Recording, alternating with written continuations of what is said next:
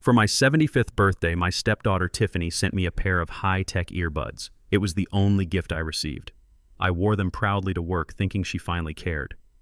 But then a coworker looked closer at the device and his face went pale. "You need to take these to the police right now," he whispered. I did not shout. I did not cry. I simply took action. 3 days later, I watched from my window as the police walked her out in handcuffs, and I finally smiled. My name is Booker T. Washington. I am 75 years old, and for years I let my family believe I was just a slow, old man. But before I tell you how I brought down a criminal conspiracy from my living room, please hit that like button and subscribe. Tell me in the comments if you have ever received a gift that turned out to be a curse. The silence in my house on the evening of my 75th birthday was heavy enough to crush a lesser man. I sat in my worn leather armchair in the living room of a modest 3-bedroom house in Chicago. A single cupcake with one candle sat on the coffee table. To the outside world, I was just Booker, the old maintenance man at Vertex Solutions who walked with a limp and drove a 10-year-old Ford. No one knew that I owned 3 apartment complexes in Atlanta or that my investment portfolio was worth more than the CEO of the company I cleaned for. I preferred it that way. Silence was my shield. It kept the leeches away, or so I thought. The doorbell cut through the silence like a knife. It was past 8 in the evening. I moved slowly towards the door, my joints clicking with the damp night air. There was no one there, just a small box sitting on the porch mat. The return address read Tiffany, my stepdaughter, the daughter of my late wife who usually only called when her gambling debts were due or when she needed bail money. My hands trembled slightly as I picked it up. It was light. I took it inside and used my pocket knife to slice the tape. Inside sat a sleek black charging case containing the newest model of wireless earbuds. The brand was obscure, not one of the major ones I saw the young engineers at work wearing, but they looked expensive. Underneath was a card written in her looping, chaotic handwriting. "Happy birthday, Dad. I know I have not been around, but I wanted you to have these. Use them to listen to those old Coltrane records you love. I am sorry I could not be there. Love, Tiff." For a moment, the old man in me won. The cynical shield I had built over decades cracked. I felt a lump in my throat. She remembered. She actually remembered.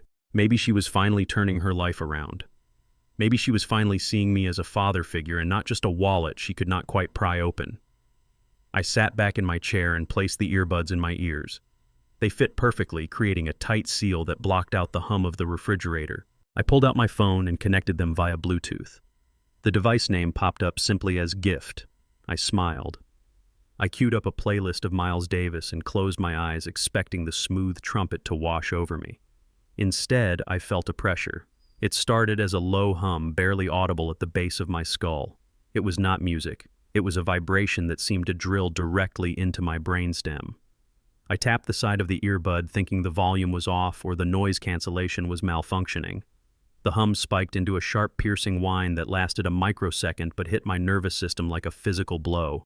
The room tilted. My vision blurred at the edges. I tried to stand up, but my legs gave out. I collapsed onto the rug, knocking the cupcake to the floor. Nausea rolled over me in violent waves. I clawed at my ears, ripping the devices out and throwing them across the room. The silence returned, but the room kept spinning. I lay on the floor for an hour, gasping for air, my heart hammering a frantic rhythm against my ribs. Was this a stroke? Was this the end? I was 75. This was how it happened. You sit down for a birthday cupcake and you die on the carpet. But as the minutes passed, the dizziness faded. The nausea subsided into a dull ache behind my eyes. I pulled myself up to the sofa. I looked at the black earbuds lying innocently on the floorboards where I had thrown them. They blinked a soft blue light, a rhythmic, pulsing blue, like a heartbeat or a signal. I did not call an ambulance. I did not call Tiffany. I needed to know if my body was failing me or if technology was. I picked them up. They felt warm to the touch, warmer than they should be after only being used for a minute. I put them back in the case. My instinct told me to throw them in the trash, but my mind, the mind that had built a fortune in silence, told me to wait. I would take them to work tomorrow. I told myself it was just a glitch, just a malfunction. I had no idea that I was holding a military-grade weapon designed to break a human mind, and that by putting them in my pocket I was walking straight into a trap that had been set months ago. The next morning I woke up with a headache that felt like a hangover. I dressed in my gray work uniform, the name tag Booker stitched on the chest. I drove to Vertex Solutions. It was a high-security facility dealing with government contracts and cybersecurity. I was the head of maintenance, which meant I had keys to every door and nobody looked at me twice. I was invisible, just the way I liked it. The morning sun hit my windshield like a physical blow as I drove my 10-year-old Ford truck toward the Vertex Solutions headquarters.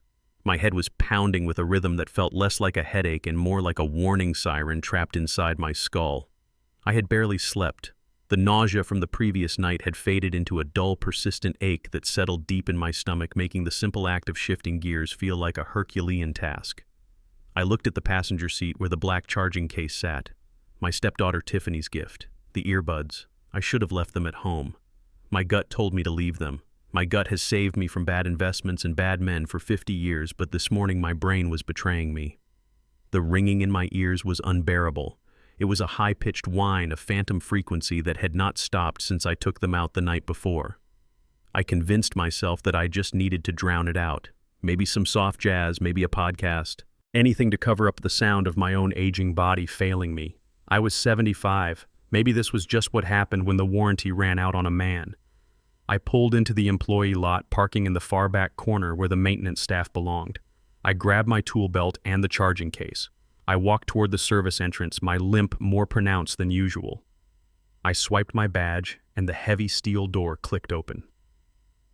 Vertex Solutions was a fortress of glass and steel housing secrets that the Pentagon paid good money to keep safe.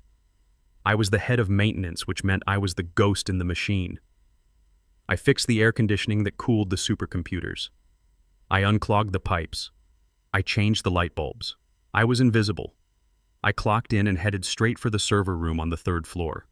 The climate control system had been throwing error codes all week, and I needed to recalibrate the humidity sensors. The server room was my sanctuary. It was a long, white corridor filled with towering racks of black servers, humming with the collective data of a dozen government agencies. Usually the white noise calmed me. Today it felt like sandpaper on my brain. The hum of the fans mixed with the ringing in my ears, creating a dissonance that made my teeth ache. I sat on my folding stool and opened the charging case. The earbuds blinked that soft, innocent blue light. I hesitated for a second, thinking about the dizziness from the birthday party, but the silence I craved was too tempting. I put them in. I did not turn on any music. I just activated the noise cancellation feature, hoping for peace. For a moment, there was relief. The roar of the server fans vanished, replaced by a thick synthetic silence. I closed my eyes and leaned my head back against the cold metal of a server rack. But then the pressure returned. It was subtle at first, a feeling like descending in an airplane too fast. My ears popped, but the pressure did not release.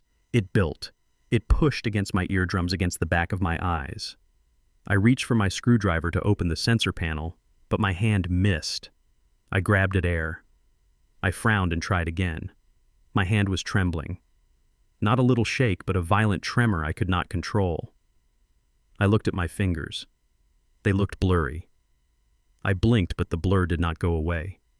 The room tilted to the left. The floor seemed to drop out from under me. Vertigo hit me with the force of a sledgehammer. I tried to stand up to rip the things out of my ears, but my legs were rubber. I stumbled forward, my shoulders slamming into the server rack. A red warning light flashed on the console. I had hit the emergency shutdown switch for Sector 4.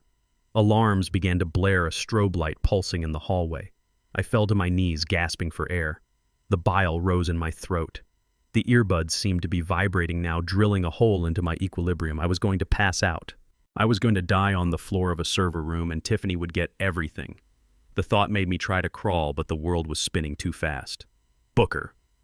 A voice cut through the fog. Strong hands grabbed my shoulders. I looked up. It was Marcus. He was wearing his usual hoodie and jeans, his lanyard swinging as he knelt beside me. He was the lead cybersecurity analyst for the Internal Threat Division, a kid who could hack a satellite before he could drive a car.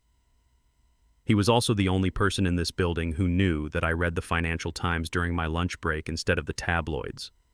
I could not speak. I just pointed at my ears. Marcus did not hesitate.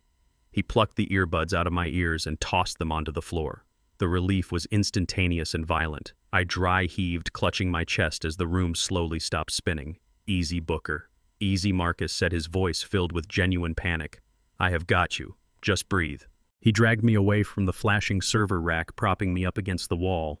He grabbed a bottle of water from his desk nearby and cracked it open, holding it to my lips. Drink. Slowly. I drank. The water felt like life returning to my body. I squeezed my eyes shut, waiting for the world to stabilize. When I opened them again, Marcus was staring at the earbuds on the floor. He was not looking at them with curiosity. He was looking at them with the cold, analytical gaze of a predator who just found a trap. He picked them up. He turned them over in his hand, watching the blue light pulse. It was blinking faster now, an erratic, frantic rhythm. "Are you okay?" Booker Marcus asked, not taking his eyes off the device. I nodded, wiping sweat from my forehead with a trembling hand. "I think so. I do not know what happened. I just put them in, and the room turned upside down." "It felt like I was having a stroke, Marcus." "It was not a stroke," Marcus said quietly. He stood up and walked over to his workstation. It was a chaotic desk covered in monitors, circuit boards, and tangles of wire. He cleared a space and placed the earbuds on a black anti-static mat. He pulled a cable from a rugged-looking laptop and plugged it into the charging case. "What are you doing?" I wheezed, pulling myself up to sit on the stool. "Checking something," Marcus muttered. His fingers flew across his keyboard. Screens of code cascaded down his monitors, reflecting in his glasses. He paused. He frowned. He typed another command and hit enter. A graph appeared on the main screen. It was a waveform, a jagged red line that spiked and dipped in a pattern I did not recognize. But Marcus did. His face went pale. All the blood drained from his cheeks, leaving him looking like a ghost. He slowly took off his glasses and looked at me. The fear in his eyes was raw. "Booker, come here. You need to see this." I limped over, leaning heavily on the desk. "What is it?" Marcus pointed at the red line on the screen. "This is a spectral analysis of the audio output from those earbuds. See this low-frequency wave right here? It is hovering around 7 hertz. "I do not understand," I said. 7 hertz is infrasound, Booker. It is below the range of human hearing. You cannot hear it, but your body can feel it. At high enough decibels, it resonates with the fluid in your inner ear. It causes disorientation, nausea, vertigo, and extreme anxiety. If you are exposed to it for too long, it can cause internal hemorrhaging or trigger a stroke, especially in someone your age." I stared at the screen. The red line pulsed rhythmically. It was a heartbeat, a death knell. "You are telling me these things were making me sick on purpose?" I asked, my voice barely a whisper. Marcus nodded grimly. "This is not a malfunction, Booker. This is a feature. This signal is engineered. It is a weaponized frequency. Consumer electronics have safety filters to prevent exactly this. Someone bypassed the firmware on these. They jailbroke the safety protocols and uploaded a loop designed to incapacitate you." I felt the room spin again, but this time it was not vertigo. It was rage. Tiffany. My stepdaughter. The girl I had paid tuition for. The girl I had bailed out of jail. She had sent me a machine to liquefy my brain. But that is not all, Marcus said. His voice dropped lower. He typed another command. A new window popped up. It was a stream of data packets, lines of text scrolling too fast to read. "See this traffic?" Marcus pointed. "The earbuds are transmitting. They are sending data packets out via the cellular connection in your phone. I am intercepting the packets now, transmitting what I asked," Audio Marcus said. He clicked a button, and a sound filled the room. It was the sound of us. It was the conversation we were having right now played back with a 3-second delay. "Booker, come here. You need to see this." The recording of Marcus's voice was crystal clear. I stared at the black plastic buds. They looked so small, so harmless. "They are listening," I whispered. "They are streaming," Marcus corrected. "Live. 24/7. Someone on the other end has been listening to everything you say, every breath you take, every groan of pain when you fell. They know you are at work. They know you are with me." He abruptly yanked the cable out, severing the connection. The screen froze. Booker Marcus turned to me, and for the first time he looked at me, not as the old maintenance man, but as a man in the crosshairs. "Who gave you these?" "My stepdaughter," I said. My voice was cold, colder than the server room air. "Tiffany. She sent them for my birthday. She said she wanted me to listen to jazz." Marcus ran a hand through his hair, pacing the small space between the racks. This is bad, Booker. This is federal bad. This hardware isn't something you buy at Best Buy. To modify the firmware like this to embed a hidden transmission protocol that bypasses standard firewalls, this takes skill. Or money. A lot of money. She owes money. I said, thinking of the late-night phone calls, the desperate pleas, the shady boyfriends she brought around. She owes a lot of people a lot of money. Marcus looked at the earbuds again.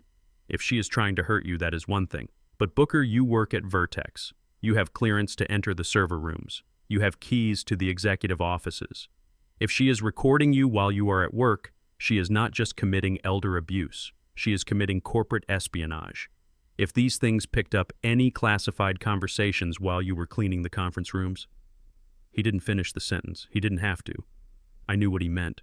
Treason. Federal prison. If security found this on me, I would be gone. Locked away in a black site before I could explain that my stepdaughter was just trying to kill me for my life insurance. I looked at Marcus. He was terrified, but he hadn't called security yet. He was giving me a chance.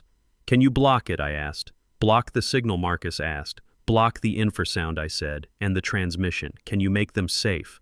Marcus looked confused. Why would you want to make them safe, Booker? You need to smash them. You need to go to the police. No, I said. I stood up straight, ignoring the pain in my head. If I go to the police now, she claims it was an accident, a faulty product. She plays the weeping daughter and I look like a paranoid old man. And if Vertex finds out, they will bury me just to be safe. I walked over to the desk and picked up the earbuds. They felt heavy in my hand. I need her to think it is working, Marcus. I need her to think I am falling apart. I need her to think she is winning. Because if she thinks she is winning, she will get sloppy. She will make a mistake. And when she does, I will be ready. Marcus stared at me for a long moment. He saw the shift in my eyes. He saw the steel that I usually kept hidden behind my maintenance uniform. He realized then that I wasn't just a janitor. He sat back down at his computer. He cracked his knuckles. I can write a patch, he said, his voice steady. I can filter out the infrasound frequency so you hear the music but don't get the brain damage. And the microphone, I can loop a feedback signal.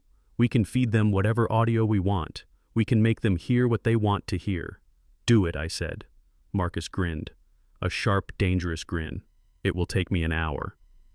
I sat back down on my stool and watched him work. My head still throbbed, but the fear was gone, replaced by a cold, hard clarity. Tiffany wanted to play a game. She wanted to use technology to break an old man. She didn't know that the old man had spent 50 years investing in the future. She didn't know that she had just handed a surveillance device to the one person who knew how to use it against her. She wanted to listen. Fine. I would give her a show. I would give her the performance of a lifetime. And when the curtain fell, she would be the one in chains. Marcus typed furiously lines of code reflecting in his eyes. We are going to need a script, Booker, he said without looking up. If we are going to fake your mental decline, we need to make it convincing. Don't worry, son, I said, leaning back. I have been underestimated my whole life. I know exactly what they expect a dying old black man to sound like. I will give them King Lear. But as I watched the screen, I knew this wasn't just about Tiffany. Someone had built these things for her. Someone with access to military tech. She had help, and I was going to find out who it was, and I was going to bring them down too. Marcus hit the enter key. Done, he said.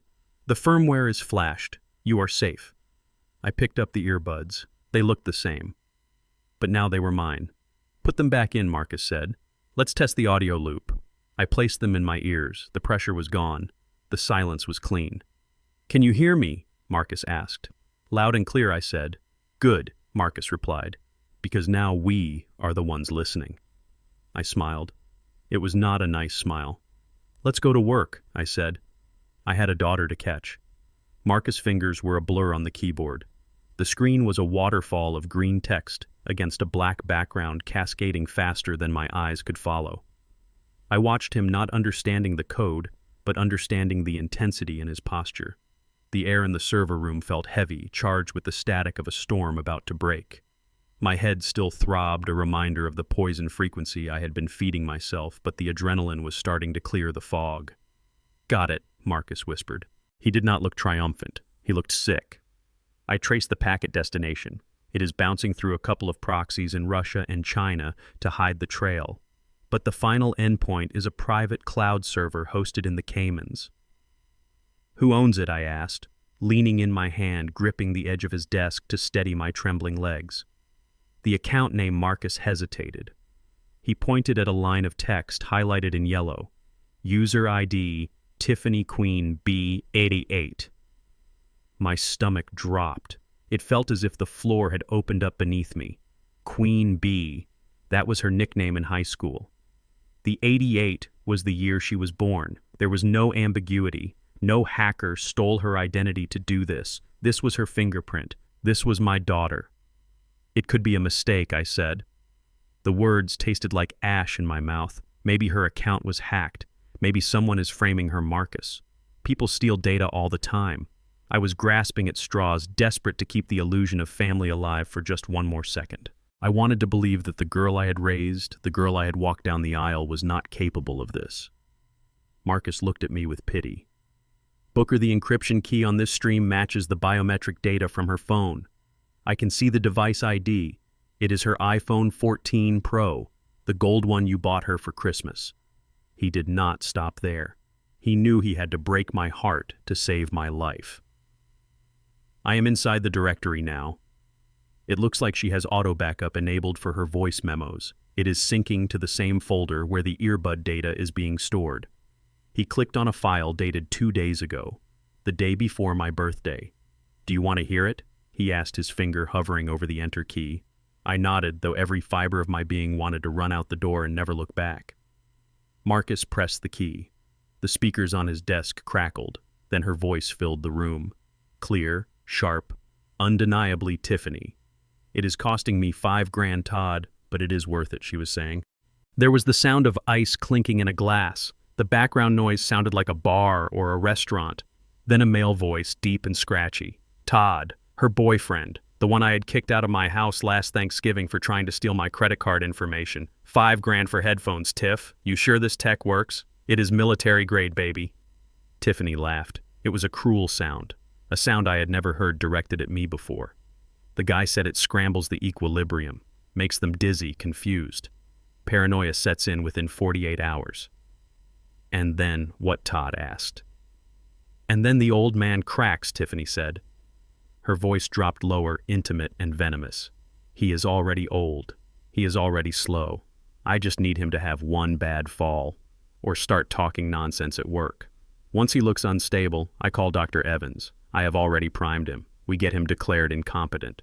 We put him in that home on the west side, the cheap one with the bars on the windows, and I get power of attorney. Conservatorship. Todd chuckled. Just like Brittany. Exactly, Tiffany said. He is sitting on millions, Todd. He thinks I do not know about the land in Atlanta. He thinks I do not know about the portfolio. I am going to drain him dry while he is drooling in a wheelchair. The audio cut off. The silence that followed was absolute. The hum of the servers seemed to vanish. I stood there staring at the black screen where the waveform of her laughter had just danced. I felt cold. A deep freezing cold that started in my marrow and worked its way out. I thought about the little girl I had taught to ride a bike, the teenager I had sat up with when she got her heart broken, the woman I had protected from the world. She did not just want my money, she wanted my mind. She wanted to erase me. She was willing to destroy my sanity to buy a new life for herself and a man who wouldn't look me in the eye. She called me the old man. She talked about locking me away in a cheap facility with bars on the windows while she spent the money I had broken my back to earn. I looked at my hands. They were large, rough hands. Hands that had unclogged toilets and fixed wiring for 50 years. Hands that had signed deeds and stock transfers in the dark. Hands that had held her hand when she was scared. I slammed my right hand down onto the metal desk. Bang! The sound was like a gunshot in the quiet room. Marcus jumped, pushing his chair back. I did not shout. I did not scream. I did not cry. I took a deep breath, inhaling the ozone smell of the server room. I reached into my pocket and pulled out a handkerchief. I wiped the cold sweat from my forehead. I wiped the moisture from my neck. When I lowered the cloth, I felt my face change. The exhaustion fell away. The confusion of the infrasound was gone, replaced by a clarity as sharp as a diamond cutter. The eyes that looked back at Marcus were not the eyes of a victim. They were the eyes of a man who had survived Jim Crow, who had survived Vietnam, who had survived corporate America by being smarter and harder than everyone else in the room. Booker Marcus whispered, "We need to call the police. This is conspiracy to commit bodily harm. This is attempted murder." "No," I said. My voice was steady, low. "No police. Not yet." I looked at the earbuds sitting on the anti-static mat. "If we go to the police now, she gets a lawyer," I said. "She cries. She says it was a prank or she did not know what she was buying. She plays the victim. She gets a slap on the wrist and I spend the rest of my life looking over my shoulder wondering when she will try again." I leaned in closer to Marcus. "She wants a crazy old man, Marcus. She wants a show. She wants to see me fall apart so she can swoop in like the caring daughter and lock me away." I picked up the earbuds. "You said you can loop the audio right. You said you can filter the poison out." "Yes," Marcus said. "But why?" "Because I am going to give her exactly what she paid for," I said. "I am going to put on the greatest performance of my life. I am going to be the confused, senile old fool she thinks I am. I am going to let her think she is winning. I am going to let her bring the doctors and the lawyers and the papers into my house." My eyes locked onto Marcus's, and when she feels safe, when she signs her name on the dotted line thinking she has won, that is when I take everything, not just her freedom, everything. I held out the earbuds. "Fix them, son, and keep this secret. Between you and me, this never happened. As far as the world knows, I am losing my mind." Marcus looked at me for a long second. He saw the fire. He saw the rage that was colder than ice. He nodded slowly. "I am in," he said. "Good," I replied. "Now, let us write a script." Marcus handed the black charging case back to me with the reverence of a soldier handing a weapon to a sniper. The patch was installed. The infrasound filters was active. To my ears, they were just headphones now playing a soft loop of white noise to mask the silence. But to the microphone inside, they were a direct line to the woman trying to destroy me. I put them in my ears. The fit was snug, familiar, and now terrifyingly safe. I nodded to Marcus, who looked at me with a mixture of fear and awe. He was watching a man walk into a lion's den wearing a meat suit. I drove home slower than usual. I needed to get into character. I let my shoulders slump forward, collapsing the posture I had maintained with military discipline for 5 decades. I relaxed the muscles in my face, letting my jaw hang slightly loose, my eyes unfocused. I practiced the tremor in my right hand, tapping my fingers against the steering wheel until the rhythm felt natural. I was no longer Booker T. Washington, head of maintenance and secret millionaire. I was just Booker, the confused old man who needed to be put away. When I pulled into my driveway, my stomach tightened. A bright red convertible was parked diagonally across the concrete, blocking the path to the garage. It was a rental. I could tell by the barcode sticker on the window. Tiffany did not own cars. She leased them or borrowed them until they were repossessed. Seeing that flash of red against the peeling gray paint of my house made my blood boil, but I swallowed the anger down deep where I kept all my other ghosts. I parked the truck on the street and grabbed my cane. I did not usually need the cane, but today I leaned on it heavily, dragging my left foot as I walked up the path. The front door was unlocked. Of course it was. She had never returned the emergency key I gave her 10 years ago. I pushed the door open. The smell hit me first. Cheap vanilla air freshener masking the scent of stale cigarettes. My living room, usually a sanctuary of dust motes and quiet, was a war zone. 2 massive suitcases lay open on my Persian rug, spewing clothes across the floor like colorful entrails. A half-eaten bag of chips sat on my coffee table next to a water ring that was already staining the wood. Tiffany stood in the kitchen. She was wearing a tight pink tracksuit that looked expensive but fit poorly. Her blonde hair was pulled back in a high ponytail and she was scrolling furiously on her phone. When she heard the door close, she snapped her head up. Her face shifted instantly. The boredom vanished, replaced by a mask of exaggerated concern that was so thick it was almost comical. "Dad!" she exclaimed, rushing toward me. Her arms were open, but her eyes were scanning me, looking for weakness, looking for the damage her little gift had caused. "Oh my God, where have you been?" "I have been calling and calling." I let her hug me. Her body felt rigid. She smelled of vanilla and deception. I did not hug her back. Instead, I stood there, arms hanging limp by my side, staring over her shoulder at the wall. I waited a beat, 2 beats. Then I spoke, my voice raspy and thin. "Sarah," I whispered, Is that you? Tiffany pulled back her hands, gripping my shoulders. Her eyes widened. A spark of pure delight flashed in her pupils before she covered it with a frown. Sarah was her mother, my second wife, the woman who had been dead for 15 years. Dad, she said, slowly enunciating every word like she was talking to a toddler. It is me. Tiffany. Mom is gone, Dad. Remember. I blinked rapidly, feigning confusion. I looked around the room, my head shaking in a subtle tremor. Gone. No, she said she was making stew. I smell the vanilla. She always wears vanilla. I pulled away from her, stumbling slightly. I need to sit down. My head. The noise is so loud, Sarah.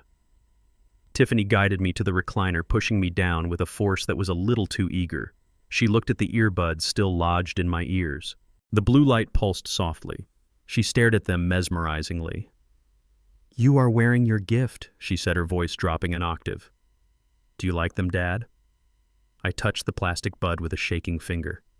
They help. I lied. They stop the whispering. But sometimes the whispering gets louder. I think the radio is broken in my head. Perfect. It was exactly what she wanted to hear. I saw her shoulders relax. She thought the infrasound had already scrambled my neurons. She thought I was hallucinating. I am going to make you some tea, she said, patting my hand. You just sit there. Do not try to get up. I am here now, Dad. I am going to take care of you.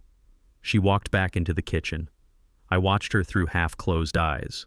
She pulled her phone out of her pocket, immediately typing a message with her thumbs. I could not see the screen, but I did not have to. The earbuds in my ears were not just playing white noise anymore. Marcus had patched the feed. I could hear her muttering to herself. He is totally gone, she whispered to the empty kitchen. Called me Sarah. Can barely walk. This is going to be easier than I thought. She filled the kettle and slammed it onto the stove. I sat there acting the part of the vegetable while my mind raced. She had moved in. That meant she was not leaving until she had a signature or a death certificate. She was occupying my space, my sanctuary, and she was doing it with the confidence of someone who had already spent the money she planned to steal. When the kettle whistled, she poured the water. She brought the mug over to me.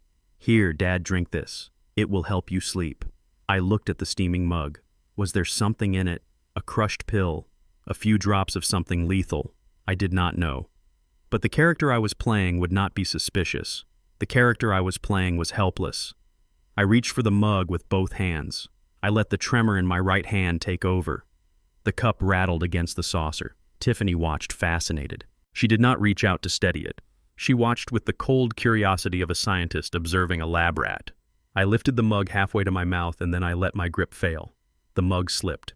Hot tea splashed across my lap and onto the floor. The ceramic shattered against the hardwood. I cried out, jerking back in the chair. My pants were soaked, but the water was not hot enough to burn seriously, just enough to shock. I started to cry. Not real tears, but the whimpering, confused sounds of an old man who has lost control of his body. Look what I did, I sobbed, rubbing my wet trousers. I made a mess. Sarah is going to be so mad. I broke the good cup.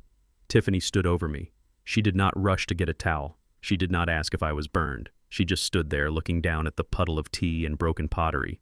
And she smiled. It was a small, quick smile, a twitch of the lips that vanished as quickly as it appeared, but I saw it. It was the smile of a hunter who sees the prey limp. Oh, Dad, she sighed, shaking her head. Look at you. You cannot even hold a cup anymore. This is bad. This is really bad. She turned away from me ostensibly to get a towel, but really to check her phone again. She walked to the window, her back to me. She typed furiously. I leaned forward slightly, straining to see. She held the phone up to her face, the screen reflecting in the glass of the window. I did not need to see the text to know what it said. But then a soft ping echoed in my ear. Marcus. He was monitoring the data stream from his end.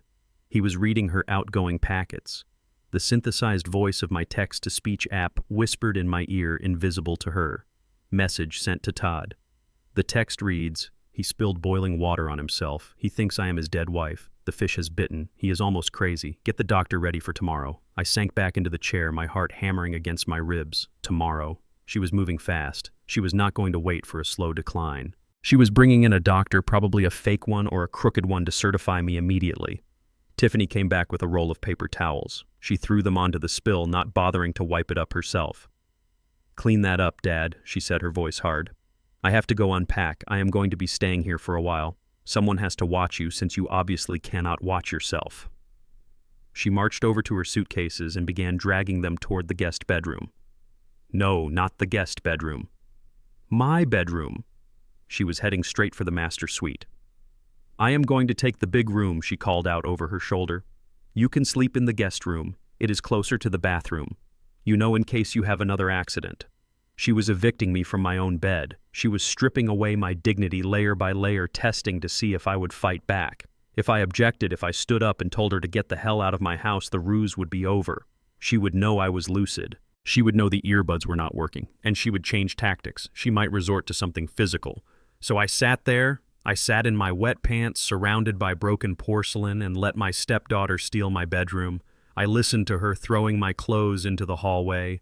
I listened to her humming a pop song as she dismantled my life. I gripped the armrests of my chair, my knuckles white. The rage was a physical thing, a hot coal in my throat. I wanted to stand up. I wanted to grab her by that expensive tracksuit and throw her out into the street. I wanted to tell her that I had bought and sold men twice her size, that I had built this house with sweat and blood, and that she was not worthy to scrape the mud off my boots. But I forced my hands to relax. I forced my breathing to slow. Not yet, I told myself. Not yet. Let her get comfortable. Let her think she has won.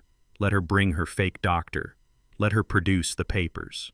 Because when she puts that pen in my hand, when she thinks the ink is dry on her victory, that is when I will show her what a Washington is really made of. I closed my eyes and let my head loll to the side. I started to hum a discordant tune, a broken melody that matched the character of the dying man. Tiffany walked back into the living room carrying an armful of my suits. She dumped them on the sofa next to me. "These smell like old people," she said, wrinkling her nose. "You really need to update your wardrobe, Dad. But I guess where you are going, you will not need suits." She laughed. It was a cruel, sharp sound. I kept humming. I kept rocking. But inside I was sharpening the blade. Tomorrow she would bring the doctor. Tomorrow she would try to sign my life away. And tomorrow I would be ready. I touched the earbud in my left ear. It was warm. It was recording. Every insult, every threat, every laugh. It was all going into the cloud, building a coffin around her life, and she did not even know she was holding the hammer. I looked up at her, my eyes wide and watery. "Tiffany," I said, my voice trembling. "What is it, Dad?" she snapped, not looking up from her phone. "Did you bring me a cupcake?" I asked. "It is my birthday." She stopped. She looked at me with pure disgust. "You are 75 years old," she said. "Grow up." She turned and walked into my bedroom, slamming the door. I sat in the silence. I looked at the broken cup. "Happy birthday, Booker," I whispered to myself. "Let the games begin."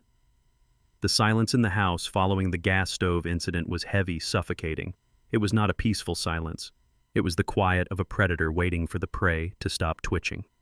Tiffany spent the afternoon in her room, likely updating Todd on her triumph. I sat downstairs staring at the blank television, letting the hours drift by like a man who had lost his grip on time, but my mind was sharp. Sharper than it had been in years. The adrenaline of the game was a powerful drug.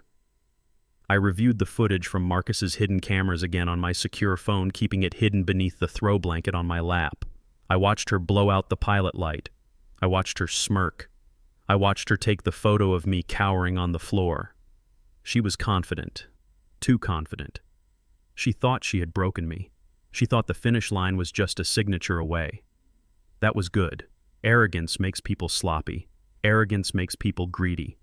And greed was the lever I needed to pull. Night fell, bringing a thunderstorm that rattled the old window panes of my house. The rain lashed against the siding, a rhythmic drumming that masked the sound of my own breathing. The house was dark, save for the occasional flash of lightning that illuminated the room in stark, ghostly bursts. I put the earbuds in. I wasn't listening to music, I was listening to the feed from the bedroom upstairs. "He's totally gone, Todd." Tiffany's voice came through tinny but clear. "He was crying on the floor today because he thought he burned the house down. I have the pictures. Dr. Evans said if we have documentation of dangerous behavior, the emergency guardianship order is a slam dunk. When do we do it? Todd asked. Tomorrow, she said. I'm printing the papers now. But I'm worried about the accounts. What if he forgot the passwords? What if he lost the keys to the safe deposit boxes? He's so out of it he might not even remember he has money. You need to find out, Todd said, before we lock him up. Once he's medicated, he won't be able to tell us anything. I know, she sighed. I need to get him talking tonight while he's scared. I took the earbuds out and placed them in my pocket. Perfect. She was coming down. She was coming to extract the final secrets of a dying mind. I stood up and began my performance. I started to pace the living room, my steps erratic, bumping into the coffee table, knocking over a stack of magazines. I let a low moan escape my throat, a sound of pure distress that rose in pitch as I circled the room. No. No. Hide it. Hide it, I muttered loudly, my voice trembling. I heard the bedroom door upstairs open. Footsteps hurried down the hall. Tiffany appeared at the top of the stairs, her phone flashlight cutting through the gloom. She was wearing a silk robe, her hair wrapped in a towel. She looked like a specter in the flashing lightning. Dad, she called out, her voice feigning concern but edged with impatience. Dad, what are you doing? It's midnight. I didn't answer. I kept pacing, wringing my hands together. They're coming. The shadows, they want the key. Tiffany rushed down the stairs. Who's coming? What key? She grabbed my shoulders, stopping my pacing. Her grip was strong, predatory. She turned me to face her. Dad, look at me. What are you talking about? I looked at her, widening my eyes until they watered, staring past her at the dark corners of the room. The key, Sarah. The key to the vault. Sarah's gone, Dad. It's Tiffany, she snapped, then softened her tone instantly, realizing her mistake.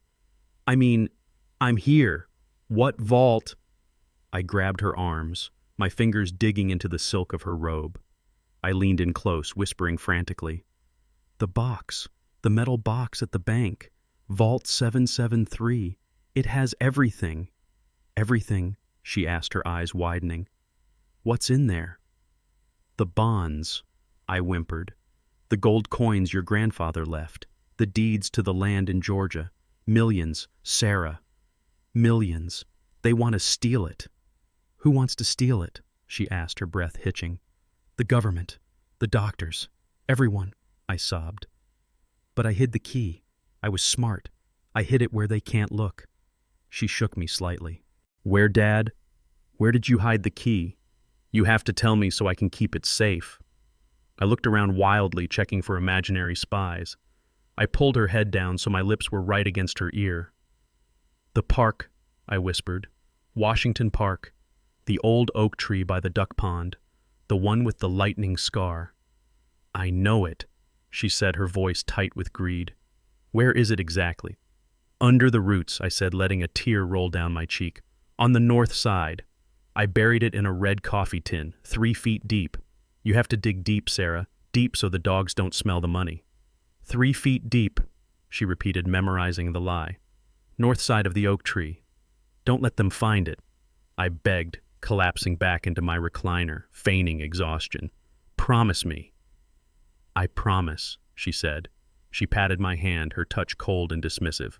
I'll make sure it's safe. You stay here and rest. Go back to sleep. She straightened up. I saw the calculation in her eyes. She looked at the clock. It was 12:30 a.m. The storm was raging outside. A normal person would wait until morning. A greedy person, a person desperate for a payday to clear her debts, would not wait. I'm going to check the garage door, she said. I think I left it unlocked. Okay, I mumbled, closing my eyes. Okay, Sarah. She turned and walked briskly to the kitchen. I heard the rustle of her grabbing her keys. I heard the back door open. I heard the garage door rumble. Then I heard the sound of a shovel scraping against the concrete floor. I waited until I heard her rental car back out of the driveway, the tires crunching on the wet gravel. I waited until the taillights faded into the rain-slicked night. Then the trembling stopped. The confusion vanished from my face. I sat up straight, wiping the fake tears from my cheeks. I pulled out my secure phone and opened the tracking app. A red dot was moving quickly down Main Street, heading straight for Washington Park. I texted Marcus target is en route, Washington Park, the Big Oak. It's showtime, Marcus replied instantly. Drone is airborne, cameras rolling. Let's see how much she likes mud. I stood up and walked to the window watching the storm lash against the glass. There was no key, there was no Vault 773. There was just a muddy hole beneath a tree where I had buried a rusty tin can 2 days ago filled with nothing but a dead rat and a note. She wanted to bury me. Instead, she was going to spend her night digging in the mud fueled by greed while I watched from the comfort of my home. I went to the kitchen, poured a glass of water, and took a sip. The water tasted clean. Dig deep, Tiffany, I whispered to the thunder. Dig deep. The luminous dial of the digital clock on my nightstand read 2:13 in the morning. The storm outside had settled into a steady, relentless downpour that drummed against the roof like 1,000 tiny fingers. I lay perfectly still in the guest bed, my breathing shallow and rhythmic, mimicking the deep sleep of the medicated and the weary. But under the covers, my hand gripped my secure smartphone, the screen dimmed to its lowest setting. I heard the soft click of the back door latch. It was a sound I had been waiting for since I whispered the lie about the buried treasure into her ear. Tiffany was moving. She was leaving the warmth of the house, the safety of the stolen master bedroom, to venture out into the cold, wet dark. Greed is a powerful motivator. It overrides common sense. It overrides fear. It overrides the fact that a hurricane is practically blowing the siding off the house. I waited until I heard the muffled crunch of tires on gravel fading down the street. Then I threw off the covers and sat up. The aches in my joints were still there, but they were dull background noise compared to the electric hum of anticipation coursing through my veins. I did not turn on the lights. I knew this house better than the back of my hand. I navigated the hallway by memory, stepping over the creaky floorboard on the third step that I had never bothered to fix because it served as an excellent burglar alarm. I went to the kitchen and poured myself a cup of cold brew coffee. I needed to be sharp. I sat at the kitchen table and tapped the icon on my phone screen. Marcus had really outdone himself. The feed from the GPS tracker I had magnetically attached to the rental car's wheel well earlier that day showed a bright blue dot moving rapidly east toward Washington Park. I swiped to the next screen. This was the one that mattered. Marcus had deployed a high-altitude drone equipped with night vision and thermal imaging. It was hovering 200 feet above the park, braving the wind to give me a front-row seat to the show. I texted Marcus. "Is the signal clear?" His reply came instantly. "Crystal clear, Booker. She just parked. She is grabbing the shovel. Get the popcorn." I watched the small screen. The thermal camera turned the world into shades of gray and white. I saw the heat signature of the car engine glowing hot white. Then the door opened. A smaller heat signature emerged. Tiffany. She was struggling with something long and unwieldy. The shovel. I could only imagine what she was wearing. Probably something she thought was practical for a heist, but was actually ridiculously expensive. She began to trudge toward the park entrance. The ground at Washington Park is notoriously boggy, even in dry weather. In this rain, it would be a swamp. I watched her heat signature slip and slide. She fell once, picking herself up, quickly looking around as if the trees were judging her. She was heading for the old oak tree, the one with the lightning scar. I had chosen that spot specifically because the root system there is dense and tangled. Digging there is not just difficult, it is misery. It requires chopping through thick knots of wood and wrestling with stones that have been there since the Civil War. She reached the tree. She paused, checking her phone, likely using the flashlight to orient herself. I zoomed in on the feed. I could see the frantic, jerky movements of her head. She was scared. Good. She should be. But she was also hungry. The hunger for that imaginary box of millions was pushing her forward. She struck the ground with the shovel. Even through the silent video feed, I could feel the frustration. The shovel bounced off a root. She struck again and again. She was digging with the manic energy of a woman trying to bury her past, or in this case, unearth her future. I took a sip of coffee. It was bitter and cold, just the way I liked it. I imagined the mud splashing up onto her face. I imagined the rain soaking through her clothes, chilling her to the bone. She hated dirt. She hated manual labor. She once paid a neighborhood kid $20 to pick up a single candy wrapper she dropped in the driveway because she did not want to ruin her manicure. And now here she was digging a ditch in a thunderstorm at 3 a.m. 30 minutes passed, then 40. She was waist deep in the hole now. She was persistent, I had to give her that. Or maybe desperate was the better word. Her movements were slowing down. She was exhausted. She stopped to lean on the shovel handle, her chest heaving. Then she hit it. I saw her body language change instantly. She froze. She struck the ground again. A distinct shape appeared on the thermal image. A rectangular object buried deep in the mud. The heat signature was cold dark against the surrounding earth. She fell to her knees. She abandoned the shovel and started clawing at the mud with her bare hands. She was frantic, tearing at the roots, pulling up handfuls of wet sludge. She was like an animal, a scavenger sensing a meal. She pulled the box free. It was an old steel lunchbox I had found in the back of the garage, rusted shut and dented. To her, it must have looked like the Holy Grail. She scrambled out of the hole, clutching the box to her chest, slipping on the mud, sliding back down, scrambling up again. She ran to the shelter of the tree trunk, trying to get out of the direct rain. I leaned closer to my phone screen. This was the moment, the payoff. She set the box down on a flat root. She picked up a rock and smashed the rusted latch. Once, twice. The latch gave way. She pried the lid open. I wished I had audio. I wished I could hear the sound she made, but the visual was enough. She recoiled violently, scrambling backward on her hands and feet, crab-walking away from the box as if it contained a viper. She covered her mouth. She was screaming or gagging, probably both. Inside the box, resting on a bed of velvet I had cut from an old pillow, was the carcass of a large rat I had caught in the basement traps 2 days prior. It was stiff cold and horrifying, and taped to the inside of the lid, protected by a layer of plastic, was a note written in thick black marker. "You are too greedy, daughter." She stared at the box. She stared at the rat. She stared at the note. Then she did something I did not expect. She started to laugh. It was not a joyous laugh. I could tell by the way her shoulders shook, by the way she rocked back and forth, hugging her knees. It was a hysterical, broken laugh. She looked around the empty park, her head whipping from side to side, scanning the darkness. She shouted something at the trees. I checked the text-to-speech transcript from the drone's directional microphone, which Marcus had just activated. "You crazy old bat! You sick, twisted old lunatic!" She stood up, kicking the box. The rat flew out, landing in the mud. She kicked the box again, sending it clattering against the tree. "He is crazy!" she screamed into the storm. "He is actually crazy. He buried a rat. He buried a dead rat and sent me to find it." She ran her hands through her wet, matted hair. She was pacing now, pacing in circles around the hole she had dug. "This is it," she muttered. "This is the proof. He is gone. His brain is mush. Who does this? Only a psychopath does this. Only a demented old man buries trash and thinks it is treasure." I sat back in my chair, stunned. I had expected her to realize she was caught. I expected her to realize I was playing her.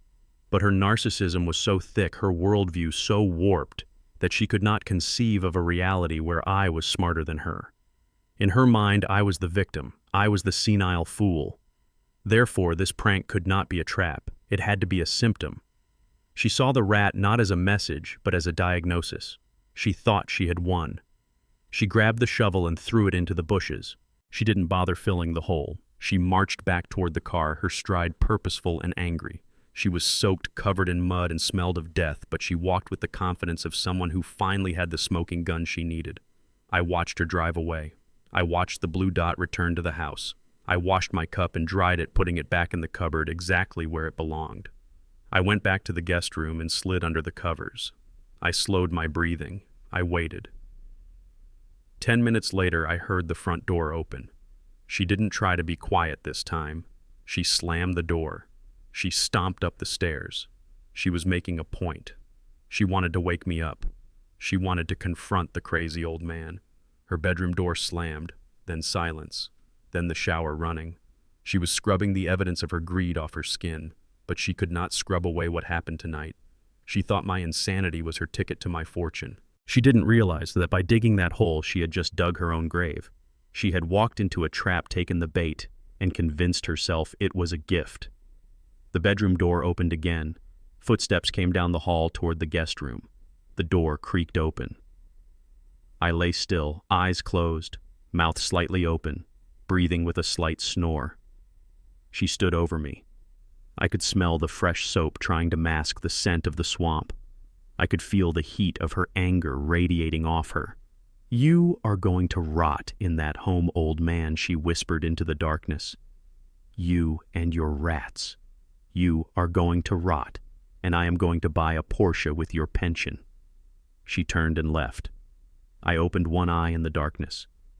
Buy the Porsche, Tiffany, I thought. Put the deposit down. Dig the hole deeper.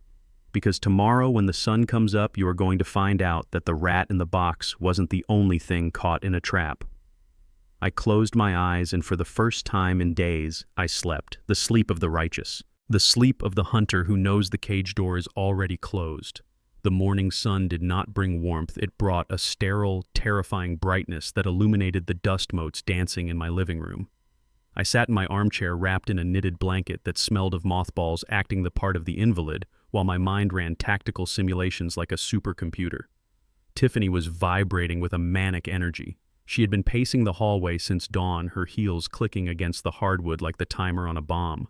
She was wearing a navy blue dress that was too tight and too short for a funeral, but apparently perfect for an execution. She checked her watch for the 10th time in a minute. Then the doorbell rang. It was not a casual ring. It was a sharp, authoritative double tap. "He is here," she announced, her voice tight. "Behave yourself, Dad. Dr. Evans is the best specialist in the state. He is doing us a huge favor making a house call." She opened the door and in walked the most unconvincing doctor I had ever seen. It was Todd. I recognized him instantly, despite the thick-rimmed glasses and the gray dye streaked poorly through his greasy hair. He was wearing a suit that looked like it had been pulled off a rack at a thrift store an hour ago. The sleeves were too long, covering his knuckles, and the jacket strained against his gut. He carried a leather briefcase that looked brand new, stiff and cheap. Dr. Evans, Tiffany gushed, stepping aside. "Thank you so much for coming so quickly. My father, he had a terrible night. He was hallucinating, digging holes in the backyard looking for imaginary gold." Todd nodded gravely, adjusting his glasses, which kept sliding down his sweaty nose. He did not look at me. He looked at the room, scanning for valuables. "I understand, Ms. Washington. Dementia often escalates rapidly after a trauma. Let me take a look at him." He walked over to me. He smelled of peppermint gum, trying to mask the scent of stale tobacco and nervous sweat. He pulled a wooden chair over and sat knee to knee with me. He opened the briefcase. It was empty except for a stethoscope and a stack of papers. He put the stethoscope around his neck, but he put it on backwards, the earpieces facing the wrong way. I let my mouth hang open slightly, my eyes drifting past him to the window. "Hello, Mr. Washington?" Todd said, his voice deepening into a fake baritone. "I am Dr. Evans. Can you tell me your name?" I looked at him, blinking slowly. I let a tremor start in my left hand, rattling the armrest. "The mailman," I whispered. "You brought the mail." Tiffany let out a dramatic sigh behind him. "See? He does not even know who he is." Todd scribbled something on a notepad, disoriented. "Failure to recognize authority figures." "Mr. Washington, do you know what year it is?" I frowned, concentrating hard as if the question was a riddle from the Sphinx. 1978, I said confidently. "Jimmy Carter, gas is too expensive." Todd nodded, scribbling faster. "Severe temporal displacement. Living in the past." He leaned in closer. His breath was hot and unpleasant. "Mr. Washington, do you know who this woman is?" He pointed at Tiffany. I looked at my stepdaughter. I looked at the woman who was trying to erase me. I saw the greed in her eyes, the impatience, the total lack of empathy. "That is the nurse," I said. "The bad nurse. She stole my pudding." Tiffany bristled. "I did not steal your pudding, you old bat," she hissed, then caught herself.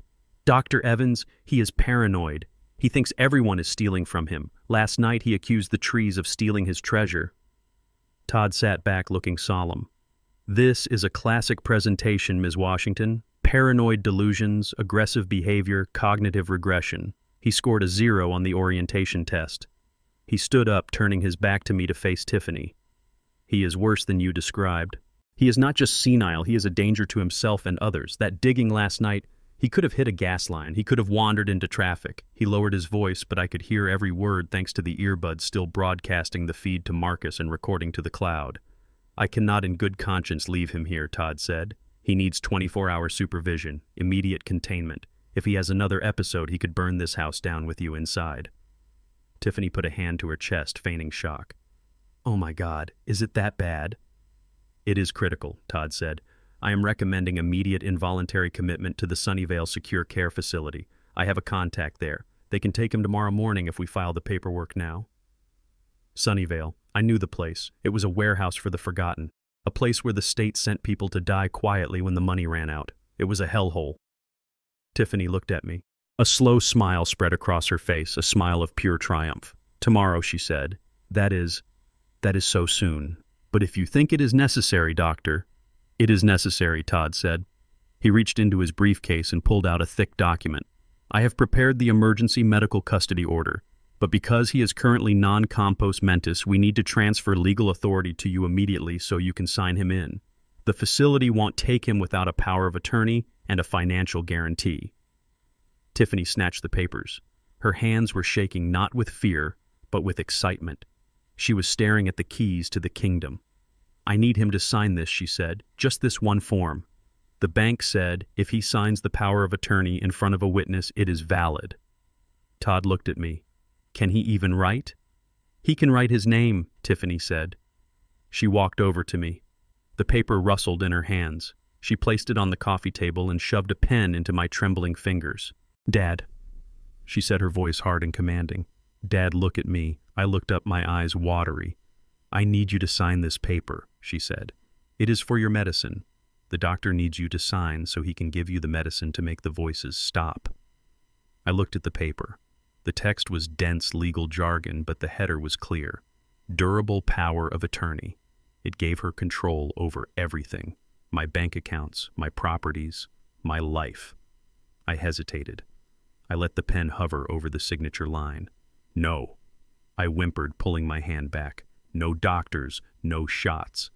Sign it, Tiffany hissed, grabbing my wrist. She squeezed hard, her fingernails digging into my thin skin. Sign the damn paper, Dad, or the bad men will come and take you away. Todd stepped forward, looming over me. Mr. Washington, sign the form. It is a medical necessity. I looked from one to the other, the fake doctor and the traitorous daughter. They thought they were wolves circling a wounded deer. They did not know they were standing in a bear trap. I need to sign this to win, I thought. I need to give them the rope. I let out a sob. A broken, defeated sound. Okay, I whispered. Okay, Sarah. I will sign. I leaned over the paper. My hand shook violently. I pressed the pen to the paper. Make sure it is legible, Tiffany snapped. Don't mess it up. I started to write. I wrote slowly, laboriously. I felt the tip of the pen tearing the paper slightly. I was not writing Booker T. Washington. I was not writing the name of a victim. I finished the signature with a flourish that was uncharacteristic of a dying man, but they were too focused on the act to notice the style. There, I said, dropping the pen. It is done. Tiffany grabbed the paper before the ink was dry. She stared at the signature block. Her eyes glossed over the letters. She saw what she wanted to see. She saw dollar signs. She saw freedom from debt. She saw a Porsche. She did not look closely. She did not see that I had not signed my name. Thank you, Dad, she said, and for the first time her voice held genuine emotion. Relief. Thank you. She turned to Todd, waving the paper like a winning lottery ticket. We have it. It is done. Todd grinned, dropping the doctor persona for a second. Nice. I will call the facility. The van will be here at 8 a.m. Tiffany looked back at me. Her face was cold, devoid of any lingering familial attachment. You are going to a nice place, Dad, she said. A place where you cannot bother anyone anymore. Go to your room, pack a small bag. You won't need much. I stood up, leaning heavily on my cane. I looked at her. I really looked at her. I memorized the cruelty in her face because I wanted to remember it when I destroyed her.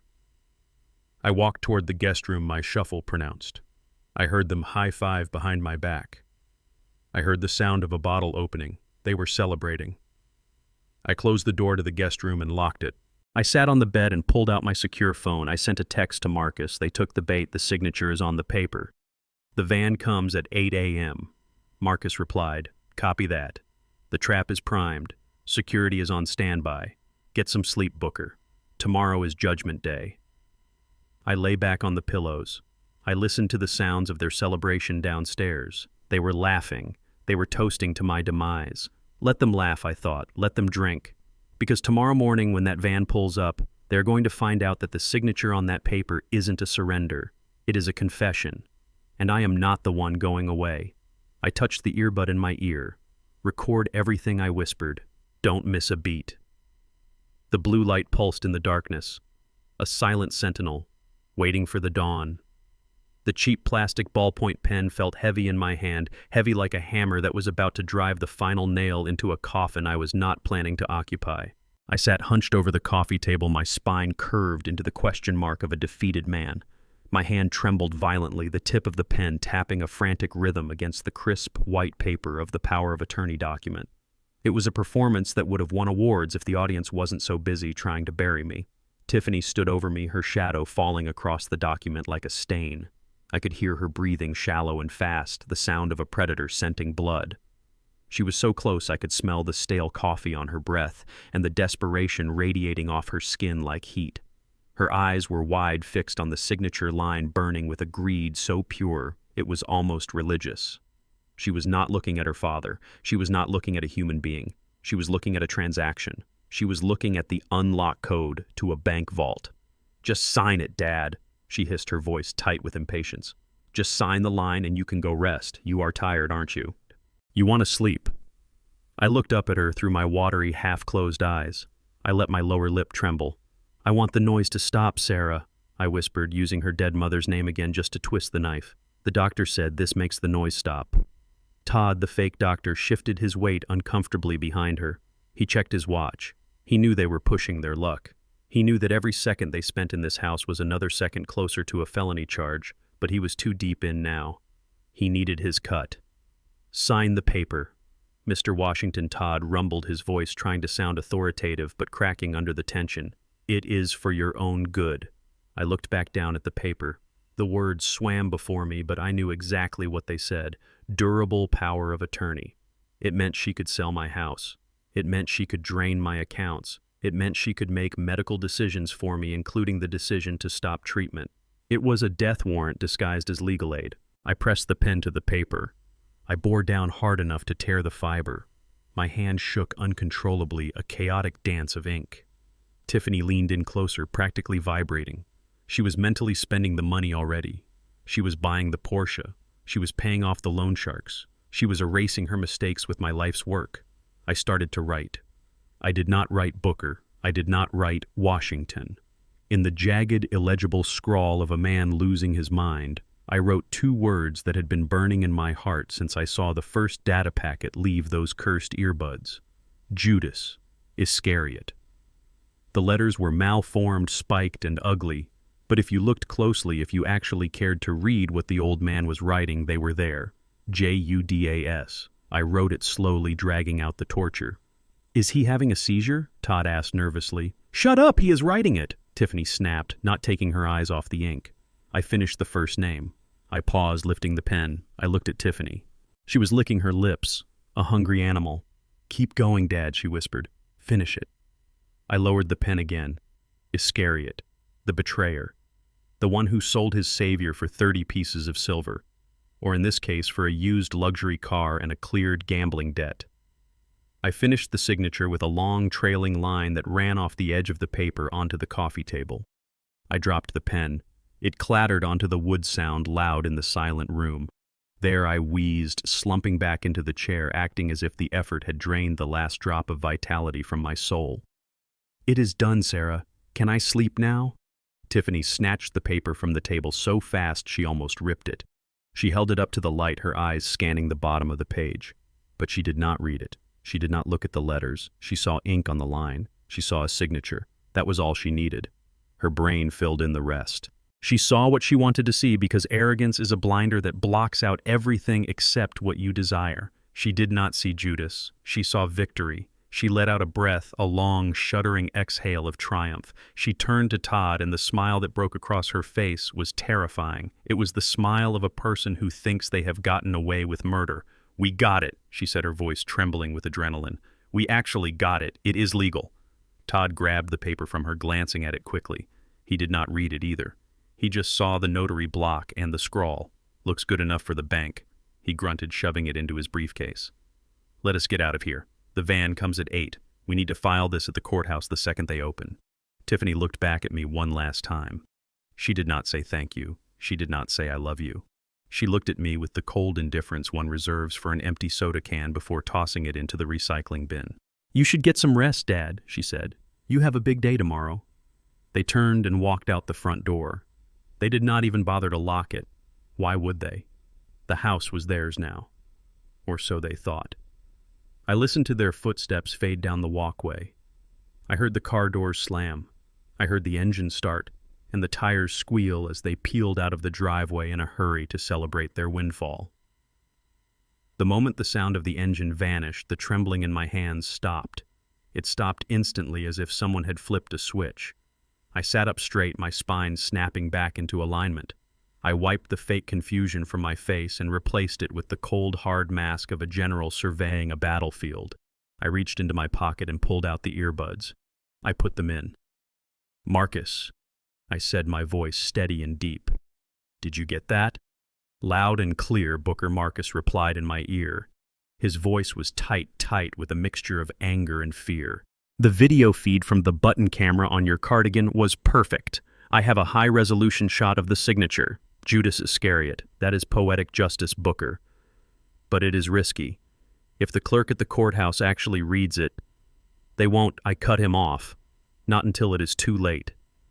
Tiffany is going to rush the filing. She is going to bully the clerk just like she tried to bully me. She will create a scene, demand they process it fast because of a medical emergency. They will stamp it just to get her out of their face. And by the time anyone realizes that I signed the name of the ultimate traitor, the police will already be knocking on the door. There was a pause on the line. I could hear the clicking of Marcus's keyboard. We have bigger problems than the signature, Booker Marcus said. His tone had shifted. It was darker now. While you were putting on your show, I finished cracking the encryption on her cloud backups. I got into her deleted messages. What did you find? I asked, standing up and walking to the window to watch the empty street. I found the conversation she had with her bookie 3 days ago, Marcus said. The one she owes the $40,000 to. He gave her a deadline. Tomorrow at noon. If she does not pay, they are going to break her legs. That is why she is rushing. I nodded. Desperation makes people stupid. That explains the speed. It gets worse, Marcus continued. I found a text thread with Todd from yesterday, before she bought the shovel. They were discussing contingencies, Booker. Contingencies. I repeated, feeling a cold knot form in my stomach. Plan B, Marcus said. If you refuse to sign. Or if the doctor trick didn't work. He hesitated. I could hear him taking a breath. Read it, Marcus, I commanded. Todd sent a link to a dark web marketplace. Marcus read. A listing for fentanyl patches. He said they are easy to apply while someone is sleeping. It looks like heart failure in an old man. No autopsy required if the doctor signs off on natural causes. I gripped the windowsill, my knuckles turning white. Poison. They weren't just planning to lock me away. If I had shown even a hint of resistance, if I had fought back tonight, they were ready to kill me. They were going to slap a patch on my skin while I slept and watch me stop breathing. And Tiffany, I asked. What did she say? She replied with a thumbs up emoji, Marcus whispered. And then she wrote, do it if he does not sign by Friday. I am not losing this house. I stared at my reflection in the dark glass of the window. An old man, a father, a target. She gave the green light, I said softly. My own daughter authorized my execution via text message. Yes, Marcus said. I have already packaged the files. The chat logs, the IP addresses, the transaction attempt for the crypto wallet they were going to use to buy the drugs. It is all here, Booker. This isn't just fraud anymore. This is conspiracy to commit capital murder. Good, I said. Send it all to the secure server. Do not send it to the cops yet. Why not? Marcus asked, his voice rising. Booker, they are talking about killing you. We have enough. Not yet, I said, turning away from the window. I need the final piece. I need them to come back here tomorrow morning with that van.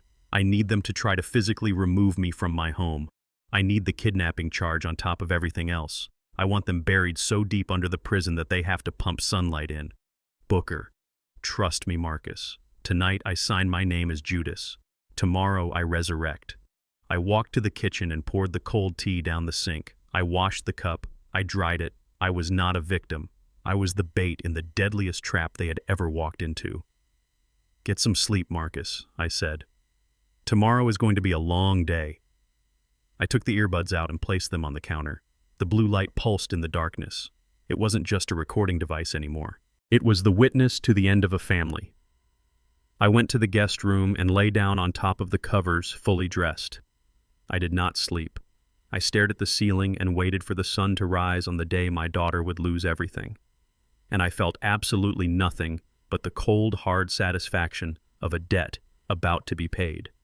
The rumble of the van engine cut through the morning silence like a chainsaw through bone.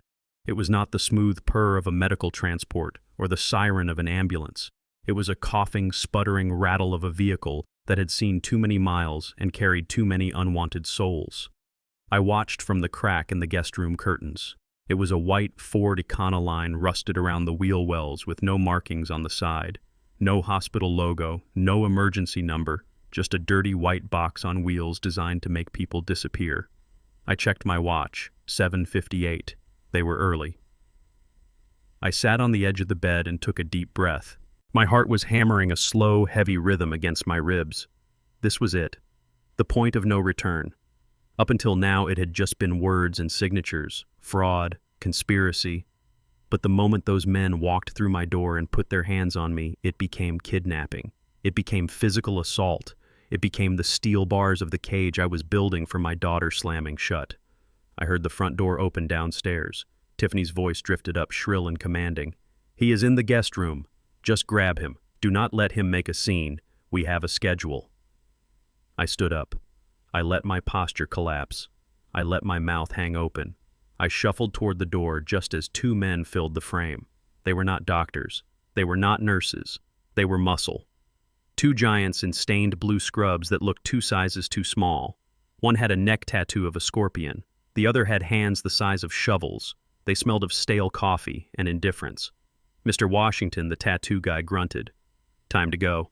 I backed away, stumbling into the nightstand. I knocked over the lamp, sending it crashing to the floor. It was a deliberate noise, a sound to wake the neighbors. "Who are you?" I stammered, letting my voice rise in panic. "Where is Sarah? I want Sarah." The second man stepped forward. "No Sarah today, Pop. Just us. We are going for a ride." He reached out and grabbed my arm. His grip was hard bruising. He did not treat me like a patient. He treated me like a sack of laundry. I yelped, pulling back. No ride. I want to stay here. This is my house." Tiffany appeared in the doorway behind them. She was wearing sunglasses indoors, probably to hide the fact that she hadn't slept, or maybe just to look the part of the grieving, exhausted daughter. She held a clipboard in her hand. "Just take him," she snapped. "He is having an episode. Dr. Evans said he might be violent." Violent. I had never raised a hand to anyone in anger in 40 years, but today I needed to be difficult. I needed to be a problem. The men moved in. One grabbed my left arm, the other grabbed my right. They hoisted me up my feet, dragging against the carpet. "Let me go," I shouted, my voice cracking. "Help! Police!" "Shut him up," Tiffany hissed. "The neighbors will hear." "That is the point, Tiffany." I thought. That is exactly the point. They dragged me into the hallway. I hooked my leg around the doorframe of the living room, holding on with all the strength a 75-year-old man could muster. It wasn't much against 2 thugs, but it was enough to slow them down enough to make a noise.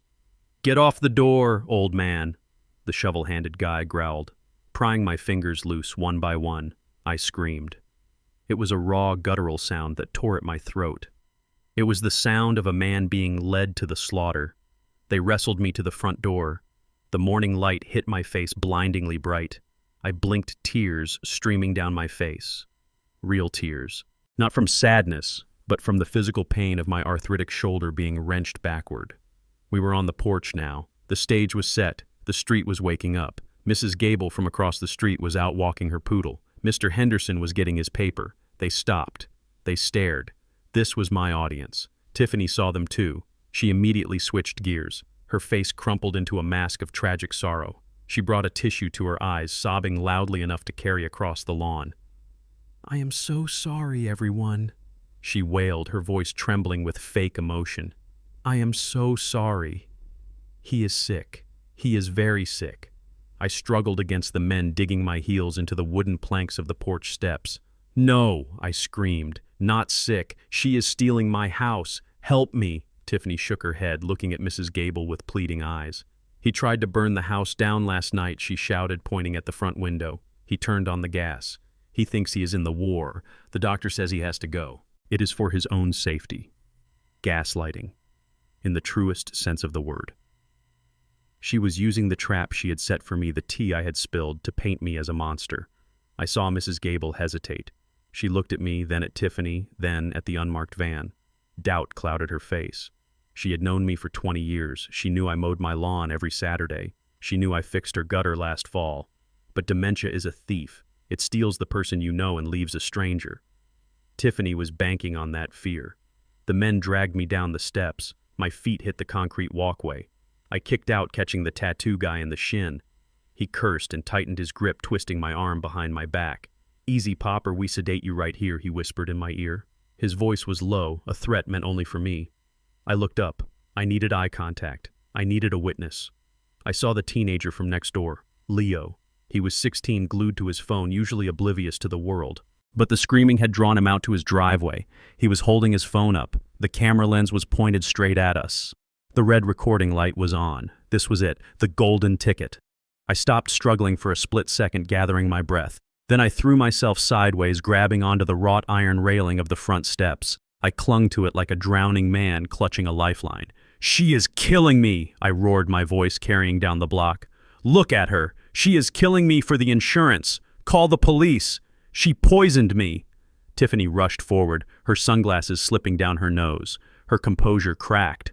The mask slipped. "Shut up!" she hissed, leaning in close, her face contorted with rage. "Shut the hell up, you senile old bat, or I will tell them to break your arm." She said it quietly, but not quietly enough. Not for the high-definition microphone on Marcus's modified earbuds still securely in my ears, and hopefully not quietly enough for Leo's phone. "Get him in the van!" she screamed at the men abandoning the act. "Just get him in the damn van!" The big man ripped my hands from the railing. I felt a fingernail tear. Blood welled on my knuckle. They lifted me off the ground, my legs kicking helplessly in the air. They carried me toward the open back doors of the Econoline. The interior was dark. There were no seats, just a metal bench with restraint straps bolted to the wall. It looked less like a medical transport and more like a mobile prison cell. I looked back at the house. My house. The house I had bought with the money from my first patent in 1982.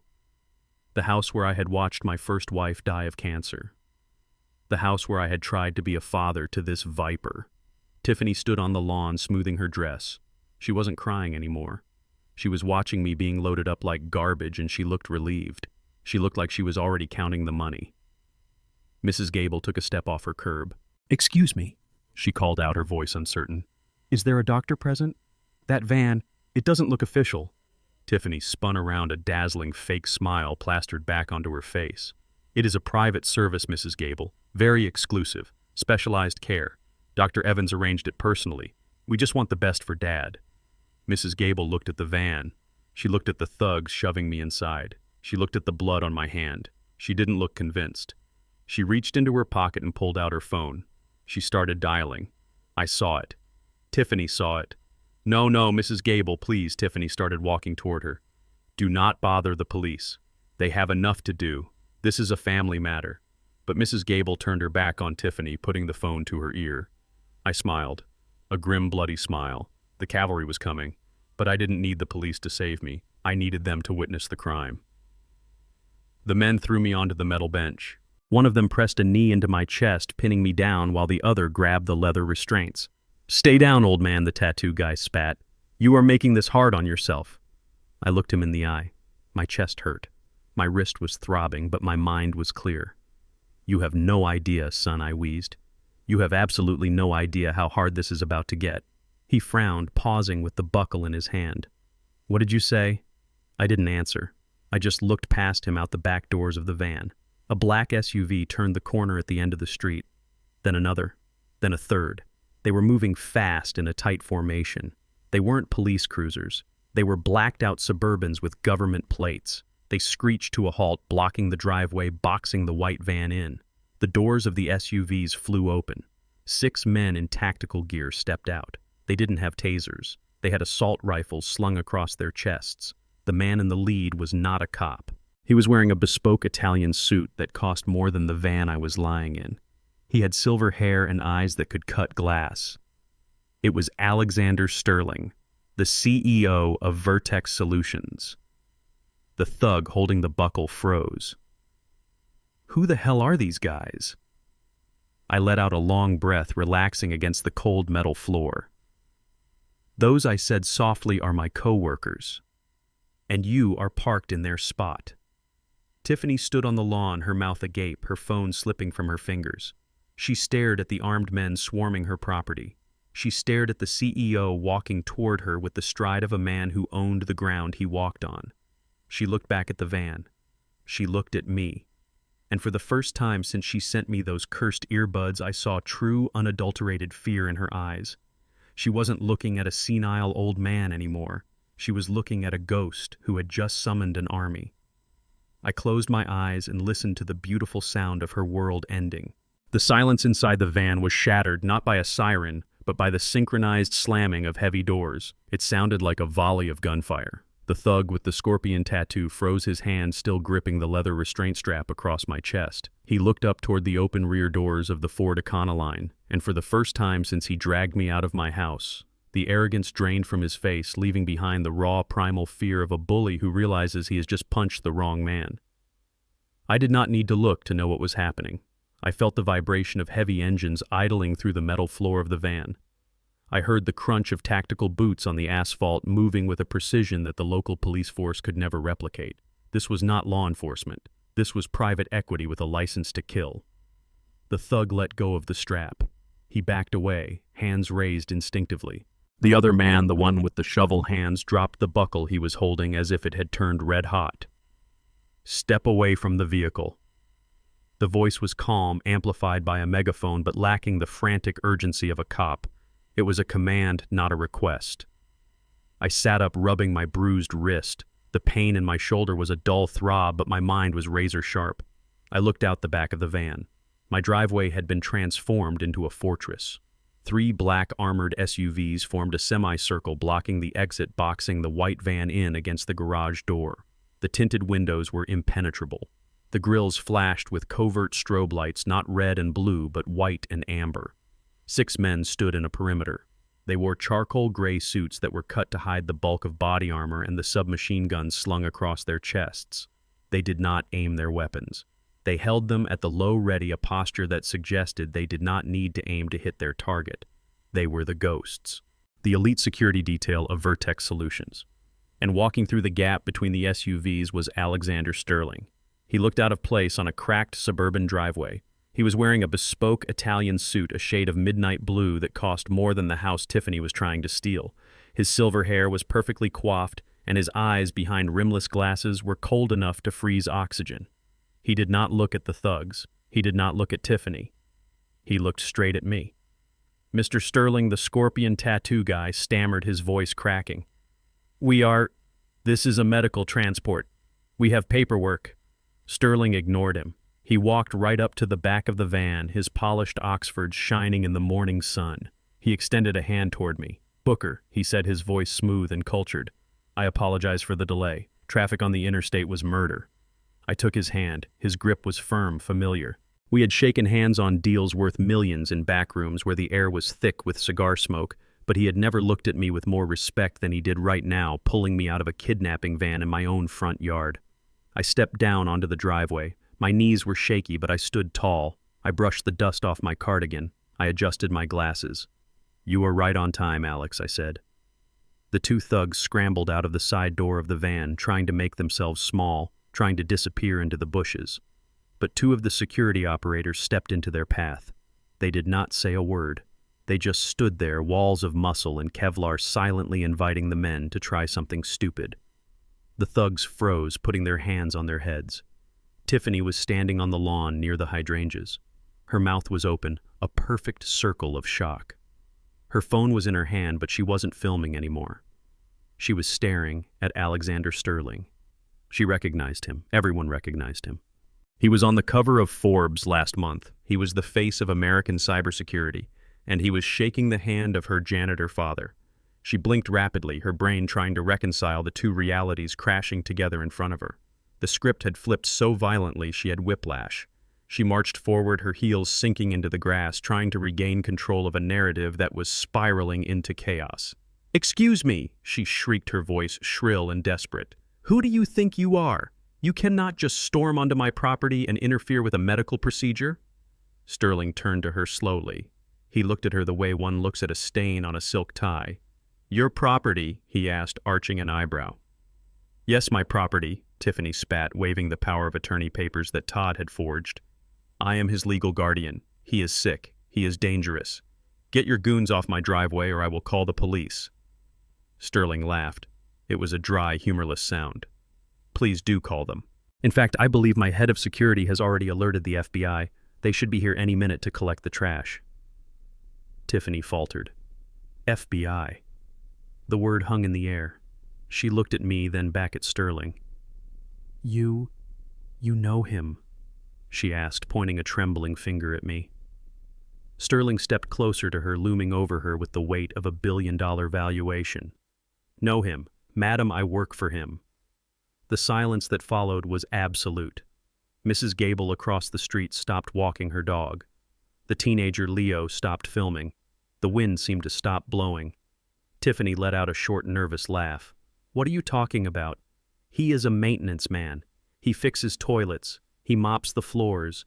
He is a senile old man who thinks he buried treasure in the park." I stepped forward then. I did not need the cane anymore. I dropped it on the grass. I stood next to Sterling, shoulder to shoulder. Sterling smiled a shark-like grin. "He fixes toilets," Sterling repeated, tasting the absurdity of the lie I had lived for 20 years. "Is that what he told you?" He looked at me.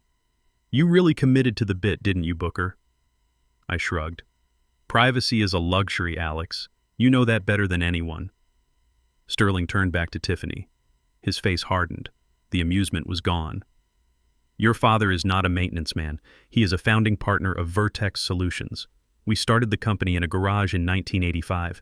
He wrote the core encryption algorithm that currently protects the grid of the eastern seaboard."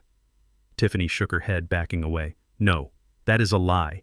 He is poor. He drives a Ford. He drives a Ford because he hates Ferraris." Sterling cut her off. "He mops the floors because he likes to keep an eye on the junior engineers. It is his company. He likes it clean."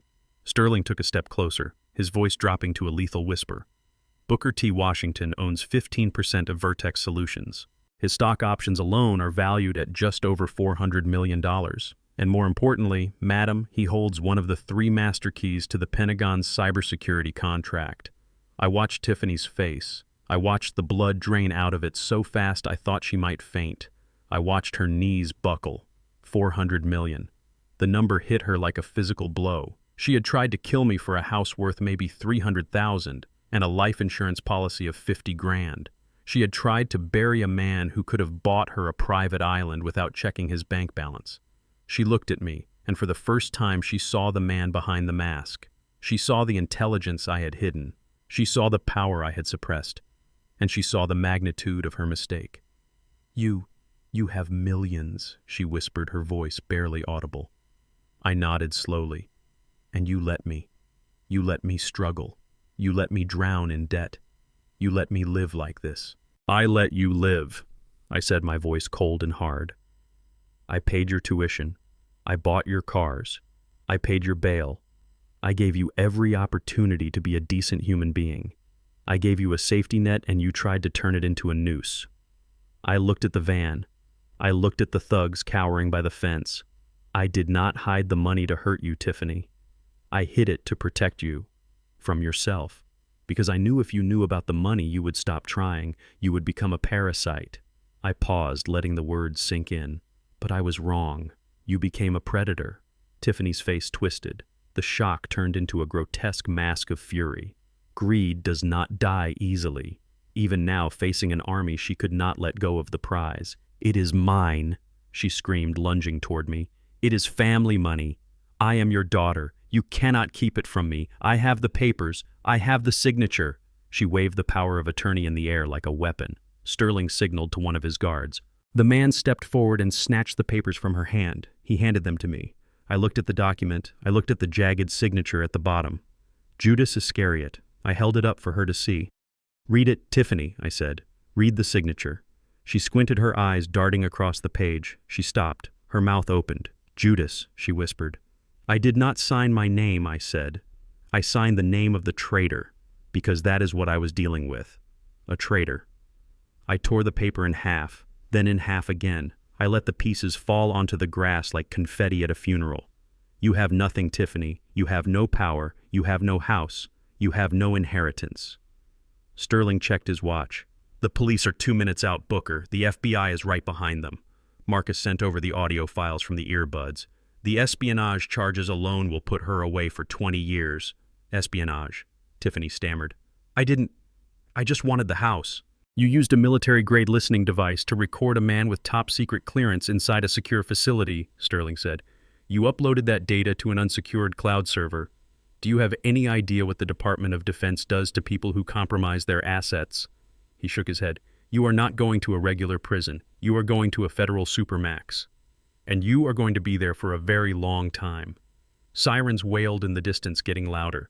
The neighborhood was fully awake now. Everyone was watching. Tiffany looked around wildly. She looked at the van. She looked at her rental car blocked in by the SUVs. She looked at me. "Dad," she begged, falling to her knees on the grass. "Dad, please, tell them it was a mistake. I am your little girl. You cannot let them take me." I looked down at her. I remembered the little girl with pigtails who used to wait for me on the porch. I remembered the teenager who cried when her prom date stood her up. But then I remembered the shovel. I remembered the rat. I remembered the text message approving my murder with a thumbs-up emoji. I leaned down close to her face. "My little girl died a long time ago," I whispered. "You are just the stranger who dug up her grave." I straightened up and turned to Sterling. "Get me out of here, Alex. I have a board meeting to attend." Sterling nodded. He opened the door of the lead SUV. I climbed into the leather seat, leaving the cane on the grass. As the convoy rolled out, leaving Tiffany kneeling in the ruins of her life surrounded by the approaching sirens, I put the earbuds back in. I tapped the side. Music played. Smooth, complex jazz. No static. No interference. Just the sound of freedom. The piece of paper in Tiffany's hand shook like a leaf in a hurricane. It was the power of attorney document, the one I had signed the night before with the name of a biblical traitor. To her it was a shield, a magic spell that she thought could ward off the black SUVs, the armed guards, and the impossible truth that Alexander Sterling had just dropped on her head like an anvil. She looked at the document, then at Sterling, then at the neighbors gathering on the sidewalk. She was cornered, and like a rat in a corner, she decided to bite. "This is ridiculous," she shrieked, her voice cracking and spiraling into a register that made Mrs. Gable across the street flinch. "You are all crazy. You are listening to a senile old man who thinks he is a millionaire. Look at him. Look at his clothes. He is wearing a cardigan from Goodwill. He smells like mothballs. He is not a tech mogul. He is a janitor who lost his mind." She thrust the paper toward Sterling's chest, invading his personal space with the desperate audacity of the doomed. "I have the legal authority here," she yelled, spittle flying from her lips. "This is a notarized document. I am his guardian. He is incompetent. He is a danger to himself. He tried to burn the house down. He digs holes in the park at midnight looking for imaginary gold. He is sick, and you are kidnapping a vulnerable adult. I demand you release him to my custody immediately, or I will sue every single one of you into the ground." Sterling did not flinch. He did not step back. He simply looked down at her with the bored expression of a man who had negotiated treaties with hostile foreign governments. He looked at the paper, then he looked at me. He gave a small, almost imperceptible nod. It was the signal. The curtain call. The moment I had been waiting for since I found that first data packet leaving my house. I was leaning against the fender of the black SUV, my body hunched, my head down, playing the part of the confused victim one last time. But when I saw that nod, I let the character die. I stood up. I did not unfold myself, slowly creaking and groaning like the old man I had pretended to be. I stood up straight, snapping my spine into alignment, my shoulders broadening, my full 6'2" frame rising to its full height. I brushed the dust from the driveway off my sleeves with a slow, deliberate motion. I buttoned my cardigan not with fumbling fingers, but with the dexterity of a surgeon. The silence that fell over the lawn was heavy. It was the silence of a magic trick when the pledge turns into the prestige. I reached up and took off the thick, smeary reading glasses I had worn for the last 3 days. Glasses I did not actually need, fitted with plain glass lenses to make my eyes look weak and watery. I folded them and slipped them into my pocket. Then I looked at Tiffany. I did not look at her with the cloudy, confused gaze of a dementia patient. I looked at her with the cold, hard stare of Booker T. Washington, the man who had written the code that kept the nation's power grid safe, the man who had fired executives for incompetence, the man who had survived a war and a lifetime of being underestimated. Her mouth hung open. The rant she was preparing died in her throat. She took a half step back, her eyes widening as she tried to reconcile the father she thought she controlled with the stranger standing in front of her. "Dad," she whispered the word, trembling. "I am not your dad," I said. My voice was different. It was deep resonant and devoid of the tremor I had affected for days. It boomed across the yard, clear enough for Leo the teenager to record on his phone, clear enough for Mrs. Gable to hear, clear enough for God himself to take notes. "I am the man whose house you invaded. I am the man whose money you stole. And I am the man you tried to bury before he was dead." Tiffany shook her head, a frantic, jerky motion. "No, you are sick. You are confused," the doctor said. The doctor, I cut her off, my voice sharp as a whip. "You mean Todd? The failed car salesman you dressed up in a cheap suit. The man who couldn't tell a stethoscope from a garden hose. Did you really think I didn't know? Did you think I didn't recognize the smell of his cheap vape pen?" She paled, the blood draining from her face, leaving her looking like wax. How did you—" "I know everything, Tiffany," I said, taking a step toward her. She flinched as if I had raised a hand, but I only reached into the pocket of my slacks. I pulled out a sleek silver digital voice recorder pen. It wasn't the earbuds this time. It was a backup, old-school, reliable. "You want to talk about sick?" I asked, holding the pen up so the morning sun caught the metal. "You want to talk about danger? Let us listen to what you define as necessary medical care." I pressed the play button. The volume was turned up to the maximum. The audio was crisp. It cut through the morning air, undeniable and damning. It was the recording from the previous night captured while I lay in the guest room pretending to sleep while she and Todd sat in my kitchen plotting my end. Tiffany's voice rang out from the small speaker, tinny but unmistakable. "If the nursing home doesn't take him tomorrow, we have to use the other option, Todd. I am not waiting." Then Todd's voice. "The rat poison Tiff that is risky. The dosage is tricky on an old guy." Then Tiffany again, cold, calculating, devoid of humanity. "Just put it in his oatmeal. Lots of sugar. He won't taste it. If his heart stops, it stops. He is 75. Nobody does an autopsy on a senile old man who dies in his sleep. I need that insurance money by Friday." I clicked the stop button. The echo of her words seemed to hang in the air, poisoning the sunlight. Mrs. Gable gasped, her hands flying to her mouth. The security guards shifted their hands, tightening on their weapons, looking at Tiffany not as a nuisance but as a threat. Even the birds seemed to stop singing.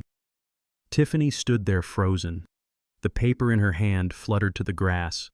She looked at the neighbors. She saw the horror on their faces. She looked at Sterling, who was looking at her with the kind of disgust one usually reserves for something scraped off a shoe. She looked at me. That is not real," she stammered, her voice a thin, broken whine. You edited that. That is AI. You are framing me." I laughed. It was a dry, humorless sound. "Framing you. Tiffany. I didn't have to frame you. I just had to hand you the shovel. You dug the hole all by yourself. You dug it when you stole my credit cards. You dug it when you forged my signature. And you dug it deep when you decided that my life was worth less than your gambling debts." I took another step. She retreated, her heels sinking into the soft earth of the lawn she had neglected for years. "You thought I was weak," I said, my voice dropping to a low growl. "You thought because I walk slow and talk soft that I was stupid. You looked at my gray hair and you saw a victim. You looked at my old truck and you saw poverty. You never bothered to look at the man. You never bothered to ask what I did all day. You were so busy waiting for me to die so you could pick my bones that you forgot that I am the one who keeps the wolves at bay." Tears began to stream down her face, ruining her makeup, leaving black streaks down her cheeks. "Dad, please," she begged, reverting to the only tactic she had left. Please, I didn't mean it. It was just talk. I was stressed. I owe money. Bad people are coming for me. I was just scared. You should be scared, I said, but not of the loan sharks. You should be scared of me, because I am not sending you to your room without supper. I am sending you to a federal penitentiary. The reality of her situation finally crashed down on her. The house was gone. The money was a mirage. The plan had failed, and the evidence of her attempted murder had just been broadcast to the entire neighborhood. Panic took over, the animal instinct to flee. She looked at the gap between the black SUV and the hedge. It was a narrow space, barely enough for a person to squeeze through. She didn't think. She just reacted. She bolted. She kicked off her high heels and sprinted toward the gap, moving with the desperate speed of a woman running for her life. She thought if she could just get to the street, if she could just get to her car, maybe she could disappear. Maybe she could run until this nightmare ended. She made it 3 steps. One of the Vertex security agents, a man built like a vending machine, simply stepped into her path. He didn't draw a weapon. He didn't shout. He just extended one massive arm, his palm open, creating a wall of muscle and suit fabric that was as immovable as a mountain. Tiffany slammed into him. It was like watching a bird hit a window. She bounced off his chest and fell backward onto the grass, landing hard on her hip. She scrambled backward, crab-walking away from him, breathing in ragged, sobbing gasps. 2 more agents moved in, flanking her, blocking any escape route. They stood silent, imposing their sunglasses, reflecting her terrified face. She was trapped, boxed in by the very security team she had threatened to call the police on just minutes ago. Sterling walked over to where she lay in the grass. He looked down at her, adjusting his cufflink. "Ms. Washington," he said, his voice calm and professional. "I would advise you to stay on the ground. The FBI field office has been monitoring the live feed from your father's earbuds for the last 24 hours. They are quite eager to speak with you about the unauthorized surveillance of a Department of Defense contractor. And frankly, they are much less polite than my team." Tiffany looked up at him, then over at me. She looked at the house she had already mentally redecorated.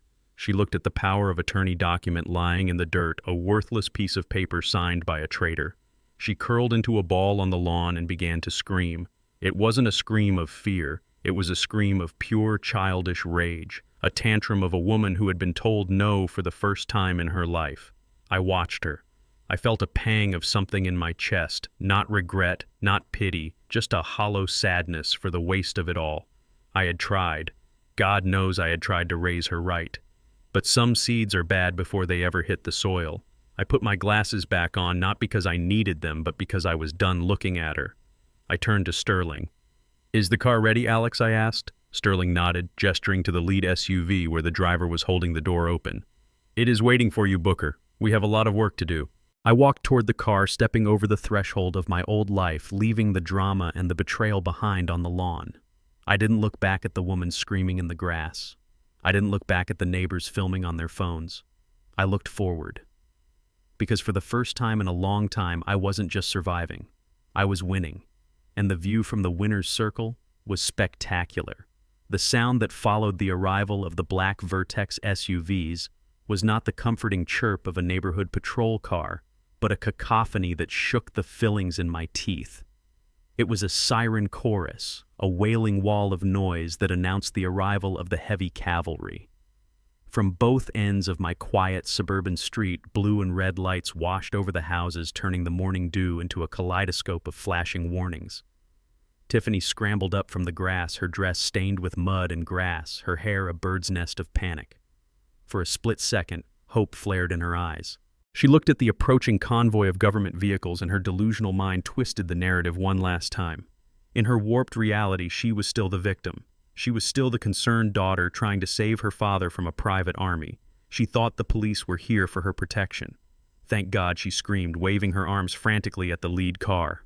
"Over here! Help me! These men have guns! They are kidnapping my father!" She ran toward the street, stumbling in her bare feet. She looked like a woman fleeing a war zone, but the war was entirely of her own making. The vehicles screeched to a halt, forming a secondary perimeter outside the wall of Vertex security. The doors opened. These were not local beat cops. These were men and women in windbreakers emblazoned with 3 yellow letters that stopped the heart of any criminal: FBI. They moved with a fluid, lethal grace, fanning out across the lawn, weapons drawn but pointed low. They did not look at the Vertex guards. They did not look at Alexander Sterling. They looked only at the woman in the mud-stained dress, screaming about kidnapping.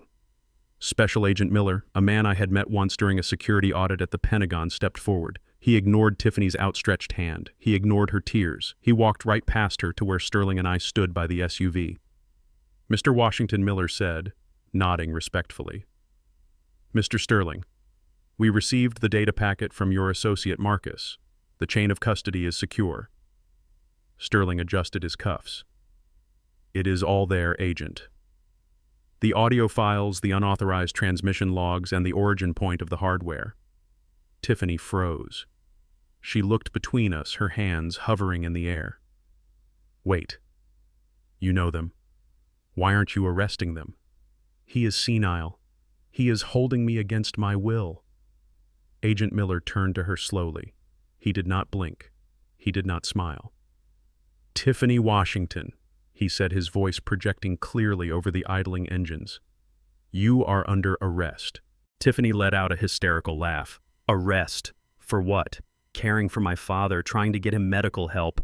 This is a misunderstanding. I have power of attorney. You are under arrest. Miller continued, his voice rising over her protests. Not for elder abuse, although the local DA will likely tack that on later. You are under arrest for violation of the Economic Espionage Act of 1996, federal wire fraud, and the possession of stolen military-grade surveillance equipment. The silence that slammed into the yard was heavier than the sirens. Tiffany's mouth opened and closed like a fish on a dock. Espionage. The word did not fit in her vocabulary. It belonged in movies, not in her life of petty scams and online gambling. Espionage, she whispered. I bought headphones for his birthday. You bought a prototype acoustic weapon stolen from a DARPA supply shipment in Nevada 3 months ago. Sterling interjected, his voice cutting like a razor. Those earbuds were not on the market, Tiffany. They were black market hardware designed for psychological warfare and long-range surveillance. Tiffany took a step back, shaking her head violently. No, Todd got them. He said they were special. He said they would make him dizzy, and they did. I said, stepping forward. My voice was calm, but it carried the weight of the judge, jury, and executioner. But you forgot who I am, Tiffany. You forgot what I do for a living. You thought I was a janitor.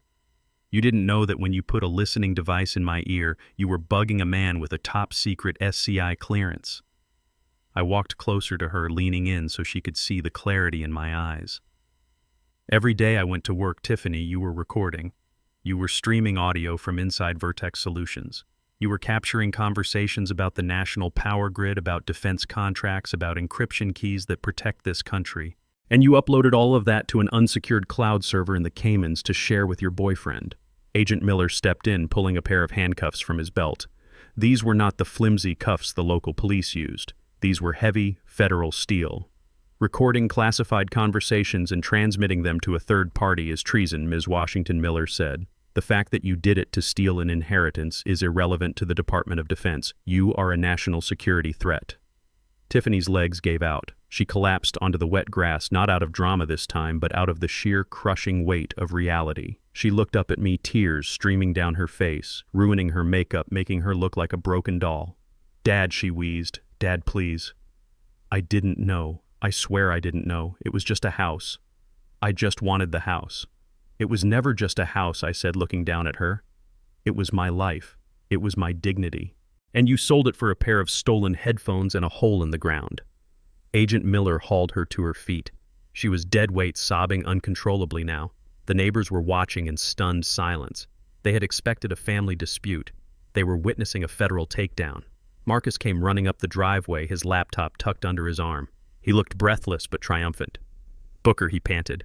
I traced the seller. The guy who sold Todd the earbuds. He is a fence in Detroit. The FBI is raiding his warehouse right now. And Booker, the cloud server she used. We found other folders. He looked at Tiffany, who was being marched toward the FBI vehicle. She wasn't just recording you, Marcus said. She was selling the data. Or Todd was. There are logs of auction attempts on the dark web. They were trying to sell your voice biometric data to Russian hackers. I looked at Tiffany. She was struggling weakly against the agent, screaming about her rights, screaming about her lawyer. She didn't have a lawyer, she had debt, and she had delusions. You tried to sell my voice, I said to her, retreating back. You tried to sell the voice that read you bedtime stories. The voice that cheered at your graduation. You tried to chop me up into data packets and sell me to the highest bidder. She didn't hear me. She was being shoved into the back of the SUV. Not a medical transport this time. A cage. Sterling placed a hand on my shoulder.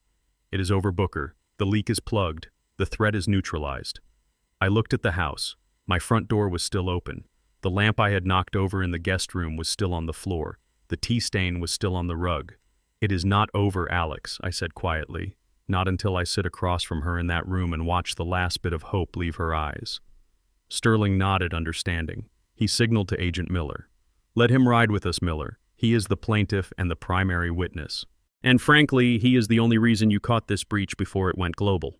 Miller hesitated, then nodded.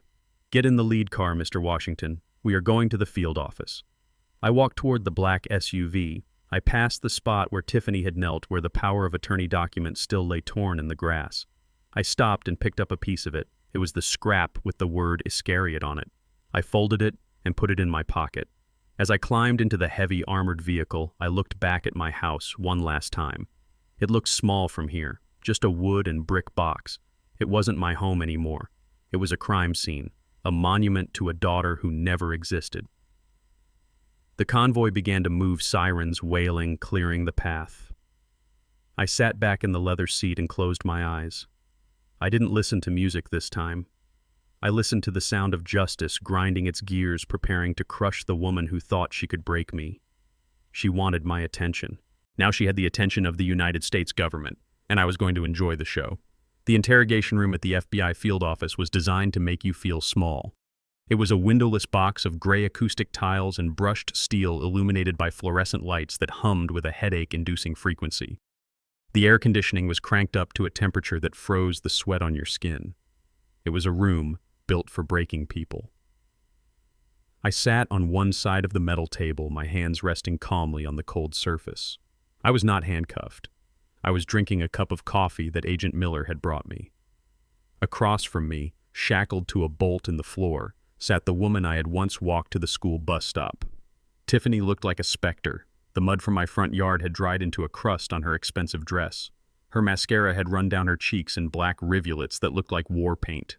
She was shaking not from the cold but from the withdrawal of her adrenaline. She had crashed. The reality of the federal charges had hit her like a freight train, and now she was sitting in the wreckage. Agent Miller stood in the corner, silent and imposing a witness to the final act of this tragedy. He had granted my request for a face-to-face meeting. He knew that some closures required more than a judge's gavel. They required the truth spoken in a quiet room. Tiffany stared at the table, her eyes red-rimmed and hollow. She refused to look at me. She was picking at a loose thread on her sleeve, unraveling it just as she had unraveled her life. Why, I asked. The word hung in the cold air. She stopped picking at the thread. A tremor ran through her jaw. She looked up, and I saw that the fear had been replaced by something else. Something ugly and sharp. Resentment. Pure distilled hatred. Why, she whispered, her voice raspy. You ask me why. Look at you. You are sitting there in your perfectly pressed cardigan, drinking your government coffee, acting like the saint you always pretended to be. She leaned forward, the chains of her handcuffs rattling against the table. Because I was drowning, old man. That is why. Because I was drowning and you were sitting on a yacht watching me sink. I frowned. I never refused to help you, Tiffany. Every time you called, every time you got in trouble, I was there. Help, she spat the word out like a curse. You call that help? Paying my bail so I could get out and feel ashamed.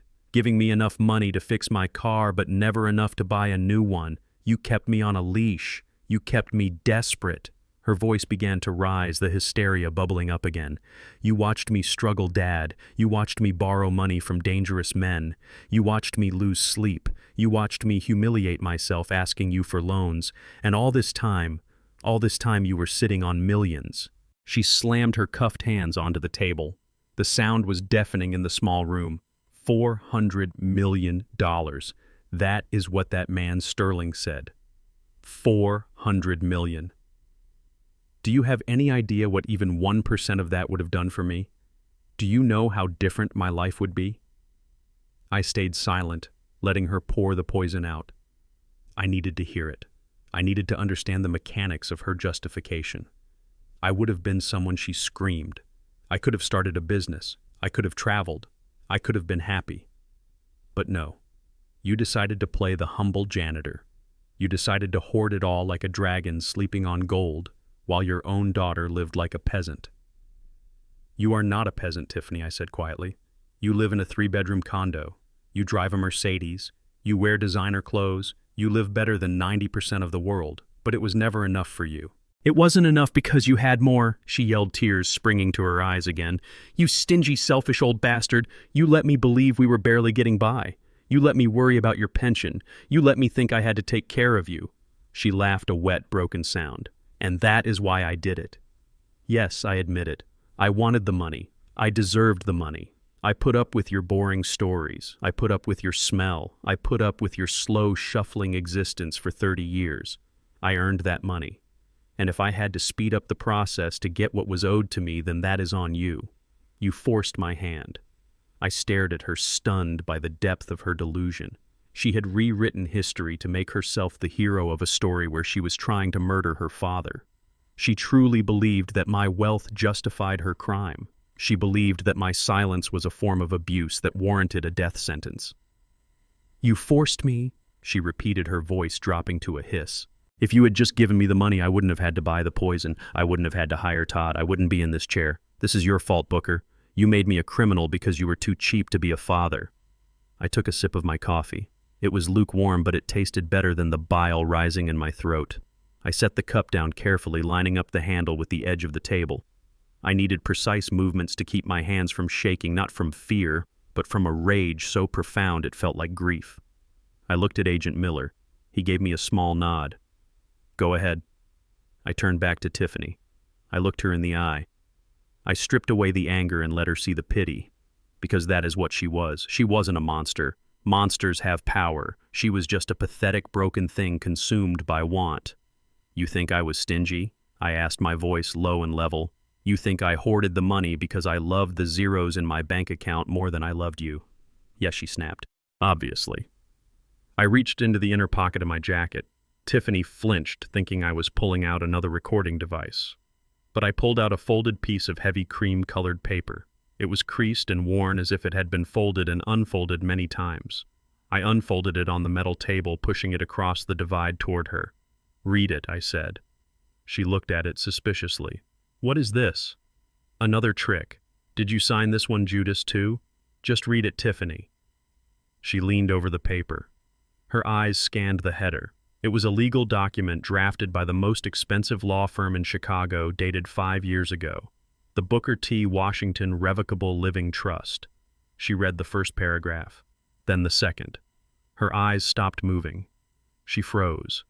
Her breath caught in her throat. I watched her face as she processed the numbers. I watched the comprehension dawn on her like a sunrise over a wasteland. Beneficiary Tiffany Ann Washington. Amount $5 million. Condition of release upon the natural death of the grantor. She made a sound, a high-pitched whimper like a kicked dog. She looked up at me, her eyes wide with horror. 5 million, she stammered. I nodded. I set it up 5 years ago. When I sold my first major patent, I didn't tell you because I wanted you to find your own way. I wanted you to build character, but I never intended to leave you with nothing. I wanted you to be secure. I wanted you to be safe. I tapped the paper with my index finger. $5 million, Tiffany. Tax-free. It was sitting in an escrow account waiting for the day I closed my eyes for the last time. It was yours. All you had to do was wait. All you had to do was be a daughter. All you had to do was not try to kill me. She stared at the paper. Her hands were shaking so hard the handcuffs rattled against the table. She was doing the math. She was realizing that the $40,000 she owed the loan sharks was pocket change. She was realizing that the house she tried to steal was a shack compared to what she already owned on paper. I didn't know, she whispered. Dad, I didn't know. Because you never looked, I said. You only looked at what you could take right now. You never looked at the long game. I reached into my pocket again. I pulled out a pen. Not the cheap plastic one from my living room, a heavy gold fountain pen.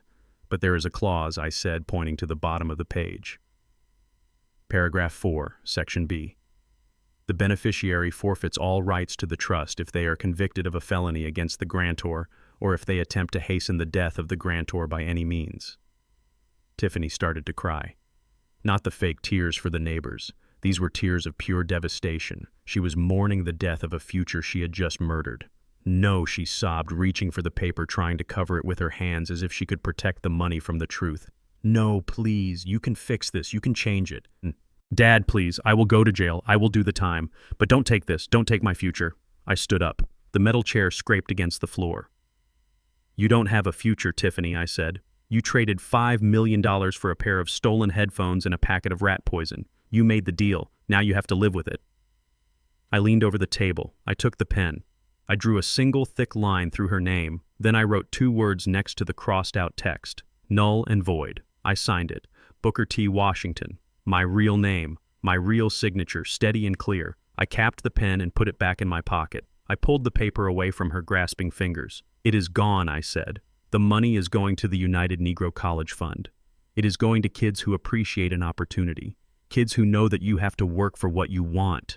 Tiffany screamed. It was a sound of pure agony. She lunged across the table, her hands clawing at the air, trying to grab me, trying to grab the paper, trying to grab the ghost of the life she could have had. The chain snapped tight, holding her back. Agent Miller stepped forward, placing a hand on her shoulder, pushing her back into the chair. "Sit down, Ms. Washington," he said, his voice flat. She collapsed onto the metal table, burying her face in her arms, sobbing uncontrollably. 5 million. 5 million. 5 million. She repeated it like a mantra, like a prayer to a God who had stopped listening. I looked at her one last time. I felt a great emptiness where my love for her used to be. It was scooped out clean, leaving only a scar. "Goodbye, Tiffany," I said.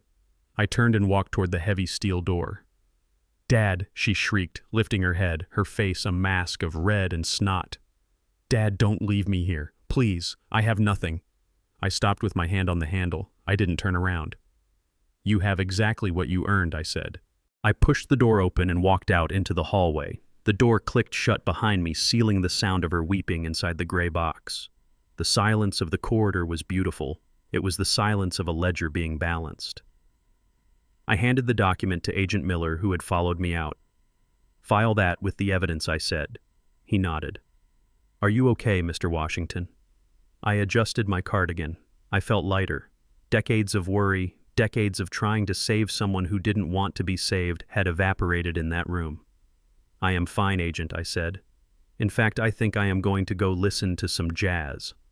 I walked down the hallway, my steps echoing on the linoleum, a free man walking away from a burning bridge and not looking back at the flames. The coffee in the observation room was stale and burnt. It tasted like charcoal and old office filters, but I drank it anyway because I needed the bitterness to ground me. I stood in the dark behind the one-way mirror, my hands wrapped around the styrofoam cup, watching the brightly lit stage where the final act of this grotesque play was about to begin.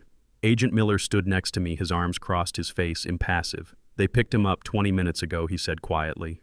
"He was at the Greyhound station trying to buy a ticket to Mexico with a maxed-out credit card. He was crying when they cuffed him." I looked through the glass. Todd sat at the metal table. The fake doctor, the man who had worn a stethoscope backwards and condemned me to an asylum, was now a shivering wreck of a human being. He was wearing a stained t-shirt and jeans that looked like he had slept in them for a week. His glasses were gone, and without them his eyes looked small and beady, darting around the room like a trapped rodent. He wasn't tough. He wasn't smart. He was just a leech who had attached himself to a bigger predator, and now that the host was dying, he was desperate to detach. The heavy steel door opened and 2 agents dragged Tiffany into the room. They didn't seat her next to him. They chained her to the chair on the opposite side of the table. She looked up and saw Todd. For a second I saw a flash of relief in her eyes. Maybe she thought he had a plan. Maybe she thought he had arranged bail. Maybe she thought there was still a we in this equation. But Todd did not look at her with love. He looked at her with terror. "Don't look at me," he screamed, his voice cracking. "Don't you look at me, you crazy witch. I told them everything. I signed the deal. I am not going down for attempted murder because you are too greedy to wait for nature to take its course." Tiffany froze. Her relief evaporated, replaced by a cold, hard mask of betrayal. You did what she hissed. I gave them the texts. Todd babbled, leaning over the table, straining against his cuffs. I gave them the search history. I told them about the fentanyl patches. I told them about the guy in Detroit who sold us the earbuds. It is all on you, Tiff. I was just the driver. I was just helping out. You are the one who wanted him dead. The silence in the room was electric. I took a sip of the bitter coffee. This was it. The alliance of thieves crumbling under the weight of consequences. Tiffany stared at him for a long moment, her chest heaving. Then she started to laugh. It was a low, ugly sound. You coward, she spat. You pathetic, spineless worm. You were just helping out. Who was the one who researched the dosage, Todd? Who was the one who said rat poison was too messy and suggested the heart medication overdose instead? Who was the one who Googled how long it takes for a body to get cold? That was you, Todd shouted, his face turning red. You said he was old. You said nobody would care. You said he was sitting on a gold mine and he was too stupid to spend it. You promised me a boat, Tiff. You promised me we would be in Cabo by Monday. I promised you nothing, Tiffany screamed, lunging forward until the chain snapped tight. I promised you a cut if you did your job. But you couldn't even play a doctor right. You were sweating all over him. You looked guilty. If you hadn't been such a nervous wreck, he might have signed the real papers instead of mocking us. She turned her head, looking at the mirror. She couldn't see me, but she knew I was there. She knew I was watching. He tricked us, Todd, she yelled at the glass. The old man played us. He wasn't senile. He was recording everything, and you let him. You walked right into his house and let him record you planning a felony. I didn't know, Todd whined. You said he was a vegetable. You said he was drooling on himself. How was I supposed to know he was a tech genius? I sell used Hondas, Tiff. I don't know anything about counter-surveillance. You don't know anything about anything, Tiffany retorted, her voice dripping with venom. You are useless. I should have done it myself. I should have just pushed him down the stairs months ago and saved myself the trouble of dealing with an idiot like you. There it was, the confession. Not spoken in a whisper this time, but shouted in a federal interrogation room recorded by 3 different cameras. Agent Miller leaned toward the microphone on the console. Did you hear that, Mr. Washington? He asked. I heard it, I said, taking another sip. Loud and clear. In the room, Todd looked at Tiffany with pure hatred. You admit it, he said, pointing a shaking finger at her. You admit you wanted to kill him. Officers, did you hear that? She just said she wanted to push him down the stairs. I am a witness. I am a cooperating witness. You are an accomplice, you moron. Tiffany shouted back. You bought the poison. You have the receipt in your wallet. I saw you put it there. Todd went pale. He frantically tried to reach for his back pocket, but his hands were cuffed to the table. No, I threw it away. I threw it in the dumpster behind the Arby's. Tiffany laughed again, triumphant and cruel. See? He destroyed evidence. That is obstruction of justice. Add that to his list. If I am going down, you are coming with me, Todd. You are not going to be sipping margaritas in Cabo while I rot in a cell. We are going to hell together. They continued to scream at each other, hurling accusations and insults like grenades. They argued about who came up with the idea to forge the will. They argued about who found the forger. They even argued about who was going to pay for lunch the day they decided to end my life. It was pathetic. It was disgusting. It was the raw, unfiltered face of evil when it is stripped of its power. They weren't masterminds. They weren't sophisticated criminals. They were just 2 broken, greedy people who had fed off each other's worst impulses until they consumed themselves. I watched them for 10 minutes. 10 minutes of them tearing each other apart. I watched Tiffany's face contort into a mask of ugly rage, stripping away any lingering resemblance to her mother. I watched Todd devolve into a weeping, sniveling mess, begging for a deal that didn't exist. I felt a profound sense of exhaustion settle over me. Not physical exhaustion, but a weariness of the soul. I had spent years trying to fill the void in Tiffany's life, trying to be the father she didn't have, trying to buy her love with tuition and bail money. And this was the return on my investment, a woman screaming at her accomplice about the best way to dispose of my body. I finished my coffee. The cup was empty. The show was over. That is enough, I said to Agent Miller. I have seen enough. Miller nodded and pressed a button on the console. 2 uniformed officers entered the interrogation room. They grabbed Todd and Tiffany, unhooking them from the table and dragging them towards separate doors. Wait, Todd screamed. I can give you more. She has a storage unit. She has stolen credit cards in there. Shut up, Todd, Tiffany yelled as she was hauled away. Just shut up. The doors closed. The room was empty again, silent and cold. Agent Miller turned to me. We have everything we need, Mr. Washington. The confessions, the mutual incrimination, the physical evidence. They are not walking away from this. Todd will likely plead out for 20 years. Tiffany, with the espionage charges and the attempted murder, she is looking at life without parole. I nodded slowly. Good. Miller hesitated. Mr. Washington, if you don't mind me asking, why did you wait? You had the recordings days ago. You knew they were dangerous. Why let it go this far? I looked at the empty chairs where my family had just self-destructed. Because I needed to know, Agent, I said softly. I needed to know if there was any part of her worth saving. I needed to see how far she would go. If she had hesitated, if she had shown 1 ounce of mercy or doubt, I might have stopped it. I might have just cut her off and walked away. I looked at Miller, my eyes dry and clear. But she didn't hesitate. She bought a shovel. She bought poison. She looked me in the eye and lied while she planned my funeral. I needed to see that. I needed to see the monster so I wouldn't feel guilty when I slayed it. Miller nodded understanding.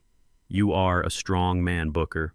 No, I said, buttoning my cardigan. I am just a man who knows the value of a good investment, and cutting your losses is the most important lesson in business. I turned and walked out of the observation room.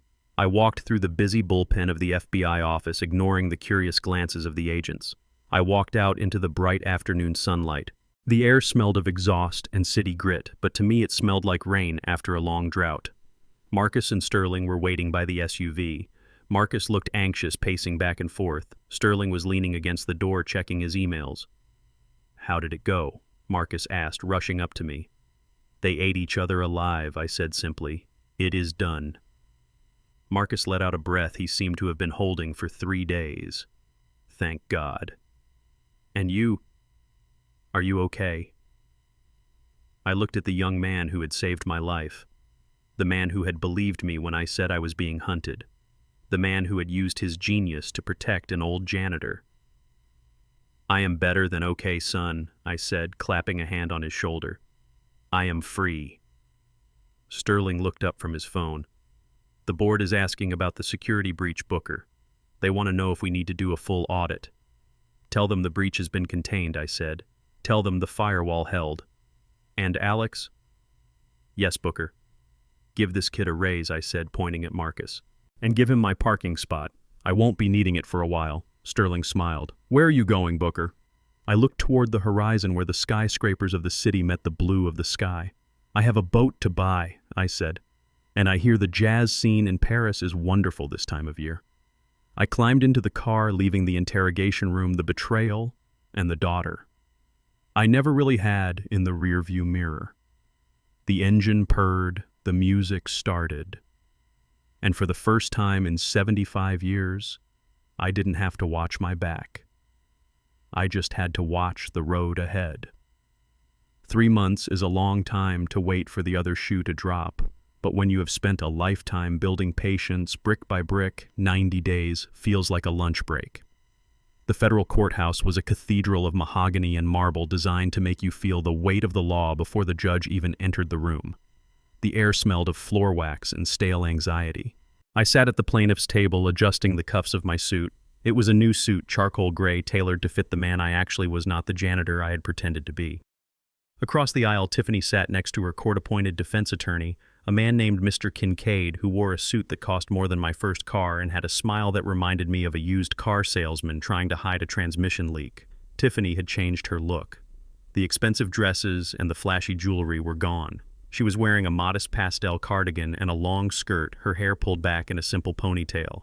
She wore no makeup. She looked young, fragile, and utterly harmless.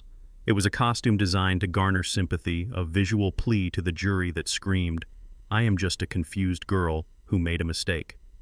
But the jury was not looking at her clothes, they were looking at the evidence. For 3 days they had listened to the recordings. They had seen the bank statements. They had heard the testimony of the FBI agents who raided the warehouse in Detroit. But Kincaid was good. He was slippery. He knew he could not deny the facts, so he attacked the motive. He attacked me. Mr. Washington, Kincaid said, pacing in front of the jury box, his hands clasped behind his back. "We have established that you are a man of significant means, a man of high intelligence, a founding partner of a major tech firm. Is that correct?" I leaned into the microphone. "That is correct." "And yet," Kincaid spun around, pointing a finger at me, "you chose to present yourself to your daughter as a destitute maintenance worker. You hid your wealth, you hid your intelligence, you created a fiction." "I protected my privacy," I said, my voice calm. "You set a trap," Kincaid boomed, his voice filling the courtroom. "You created a scenario designed to test her. You feigned dementia. You invented a buried treasure. You signed legal documents with the name of a biblical traitor. You engineered every step of this tragedy, Mr. Washington. You dangled a carrot in front of a woman who was drowning in debt, and when she reached for it, you snapped the trap shut." He walked over to the jury, leaning on the railing, looking each juror in the eye.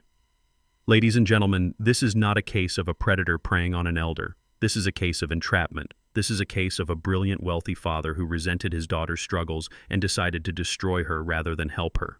Yes, she made mistakes. Yes, she bought illegal equipment, but she did it because she was desperate and he knew it. He pushed her. He goaded her. He drove her to the edge of sanity just to prove a point." I watched the jury. A few of them were nodding. Kincaid was painting a picture of a cruel puppet master manipulating a helpless marionette. He was turning the narrative around, making Tiffany the victim of my game. Tiffany wiped a single tear from her cheek. It was perfectly timed. Kincaid turned back to me. "You claim she wanted to kill you, Mr. Washington. But we have no physical evidence of an attempt. We have talk. We have frustrated venting between a scared woman and her boyfriend. Did she ever poison your food? No. Did she ever raise a hand to you? No. All we have are the paranoid recordings of a man who was spying on his own child." He slammed his hand on the table. "She never wanted you dead," he shouted. "She wanted security, and you used your billions to criminalize her desperation." The courtroom was silent. Kincaid was effective. He had planted the seed of doubt. Maybe I was too hard. Maybe I was the villain. The prosecutor, Ms. Vance, stood up. She was a sharp woman with eyes that missed nothing. She didn't shout. She didn't pace. She simply walked to the center of the room, holding a small remote control. "Your Honor," she said, her voice cutting through the tension like a laser. "The defense argues that the defendant's words were merely venting, that there was no true intent to harm, that Mr. Washington engineered a fantasy." She turned to the jury. "We have one final piece of evidence to present. It was recovered from the cloud server the defendant used to store her recordings. It is a video file captured by the camera embedded in the button of Mr. Washington's cardigan, synchronized with the high-definition audio from the earbuds she gifted him." Ms. Vance looked at Tiffany. Tiffany went pale. She knew what was coming. Or maybe she had blocked it out, buried it deep under her layers of denial. "This video was recorded at 2 a.m. on the night before the arrest," Ms. Vance said. "Mr. Washington was in the guest room feigning sleep. The defendant entered the room. She pointed the remote at the large screen mounted on the wall. Play. The screen flickered to life. The image was grainy at first, illuminated only by the moonlight filtering through the curtains. The angle was low, looking up from my chest where the cardigan hung on the chair next to the bed, or rather from the perspective of where I lay as the camera was positioned to catch the doorway.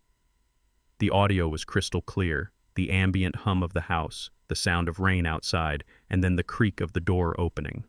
On the screen, Tiffany entered. She was not the demure girl sitting at the defense table. She was wearing the silk robe, her face twisted in a sneer of pure contempt. She walked over to the bed. The camera angle shifted slightly as I must have moved in my fake sleep. She loomed over the lens. Her face filled the screen. She looked down at me. I looked peaceful in the video, my breathing rhythmic. She leaned in close. Her lips were inches from the microphone in my ear. The camera caught the cold, dead look in her eyes. It wasn't frustration. It wasn't desperation. It was loathing. She whispered. The sound was amplified by the courtroom speakers filling the room with her venom. "Die, old man." The jury gasped. It was a collective intake of breath that sucked the air out of the room. On the screen, Tiffany lingered. She brushed a strand of hair from my forehead, a gesture that looked affectionate but felt like a violation. "Die so I can live," she whispered. "Just stop breathing. Do us both a favor and let go. I am so tired of waiting for you to rot." She straightened up. She looked at my sleeping form with a look of absolute disgust. "I hate you," she hissed. "I have always hated you. You and your cheap clothes and your boring life. You are just a paycheck, Dad. Just a big fat paycheck waiting to be cashed." The video ended. The screen went black. The silence in the courtroom was not the silence of doubt anymore. It was the silence of horror. It was the silence of people realizing they had been sitting in the room with a monster. I looked at the jury. The nodding heads had stopped. Their faces were hard. They looked at Tiffany not with sympathy but with revulsion. They had seen the mask slip. They had heard the truth spoken in the dark when she thought no one was listening. Kincaid sat down heavily in his chair. He knew it was over. There is no defense for that. There is no spin that turns dye, so I can live into a cry for help. Tiffany was shaking. She wasn't crying anymore. She was staring at the blank screen, her mouth opening and closing soundlessly. She looked small. She looked stripped. The narrative of the victimized daughter had been incinerated by her own voice. I looked at her across the aisle. I felt a strange sense of detachment. The anger was gone. The hurt was gone. All that was left was the cold clarity of the verdict. Ms. Vance turned to the jury. "The prosecution rests." The judge called for a recess, but nobody moved. The air was thick with the residue of that whisper. I stood up and buttoned my jacket. I walked past the defense table on my way out. Tiffany looked up at me. Her eyes were wild, panicked. "Dad," she whispered. I didn't stop. I didn't slow down. I walked right past her, my footsteps echoing on the marble floor. I wasn't her father anymore. I was the man who had survived her. As I pushed open the heavy doors of the courtroom and stepped out into the hallway, the heavy weight I had been carrying for months finally lifted. The trap hadn't just worked. It had revealed the truth so completely that there was no place left for her to hide. I walked to the window and looked out at the city. The sun was shining. The world was moving on. And for the first time in a long time, I was ready to move with it. The jazz music in my head was no longer a distraction. It was a celebration. The gavel did not bang. It did not make a theatrical sound like in the movies. It simply rested on the wood block, a final silent period at the end of a very long and very ugly sentence. The judge, a federal appointee with eyes that had seen too much human darkness, looked over the top of his reading glasses at the woman standing at the defense table. Tiffany was trembling. It was a full-body vibration that rattled the chains around her waist. She was holding her breath, holding on to the last shred of a delusion that somehow, someway she was going to wake up in her condo with a headache and a hangover, and this would all be a bad dream. The judge cleared his throat. The sound was dry, like paper tearing. "Tiffany Washington," he said, his voice filling the cavernous room without the need for a microphone. "You stand before this court convicted of conspiracy to commit murder in the first degree. You have been found guilty of federal wire fraud, and perhaps most egregiously you have been convicted under the Economic Espionage Act for the unauthorized recording and transmission of classified defense contractor communications." Tiffany made a sound, a small high-pitched squeak. "Like a mouse being stepped on." The judge continued, relentless as a glacier. "You viewed your father not as a human being but as a resource to be mined. When he did not expire fast enough for your debts, you decided to accelerate the process. You bought poison. You forged documents. You engaged in a campaign of psychological torture against a man who had provided you with a life of privilege." He paused, letting the weight of the words settle on her shoulders. "This court finds no mitigating factors. There is no remorse here, only regret that you were caught. Therefore, it is the judgment of this court that you be remanded to the custody of the Federal Bureau of Prisons for a term of 300 months. 25 years. Without the possibility of parole. 25 years. The words hung in the air, sucking the oxygen out of the room. Tiffany's knees buckled. Her attorney, Mr. Kincaid, grabbed her elbow to hold her up, but she was dead weight. She wasn't fainting. She was collapsing under the physics of her own actions. 25 years. She was 32. She would be an old woman when she saw the sky without a grid of steel wire over it. Her youth, her beauty, her future, it was all gone, incinerated by her greed. The judge banged the gavel then. A sharp final crack. Court is adjourned. 2 U.S. Marshals moved in. They were big men, efficient and emotionless. They did not handle her gently. They grabbed her arms, pulling her upright. They spun her around. The sound of the handcuffs ratcheting shut was loud in the silent room. Click, click, click. It was the sound of a door locking, a door that would not open again for a quarter of a century. Tiffany looked up. She looked past the marshals. She looked past the prosecutor gathering her files. She looked past the empty jury box. She looked at me. Her face was a ruin. The arrogance was gone. The entitlement was gone. All that was left was a naked, terrified child who realized too late that the monsters under the bed were real, and she was one of them. "Dad," she mouthed. No sound came out, just the shape of the word, Dad. Her eyes were wide, pleading. They were begging me to do something, to stand up, to use my millions, to call a senator, to fix it. She wanted the fixer. She wanted the man who had bailed her out of every mistake she had ever made since she was 16. She wanted the safety net. I looked at her. I sat perfectly still in my chair, my hands resting on my cane, the cane I didn't need but carried as a reminder. I looked at the tears streaming down her face. I looked at the way her lip trembled. I felt a ghost of an old instinct. The instinct to protect. The instinct to say, "It's okay, baby, I will handle it." It was a muscle memory born of 30 years of parenting. But then I remembered the video. I remembered the whisper in the dark. "Die, old man." I remembered the shovel hitting the dirt in the rain. I remembered the purchase order for the fentanyl patches. The instinct died. It withered and turned to ash in my chest. I did not smile. I did not frown. I simply stood up. I smoothed the front of my charcoal suit jacket. I reached up to my neck. I felt the silk knot of my tie. It was a Windsor knot, perfect and tight.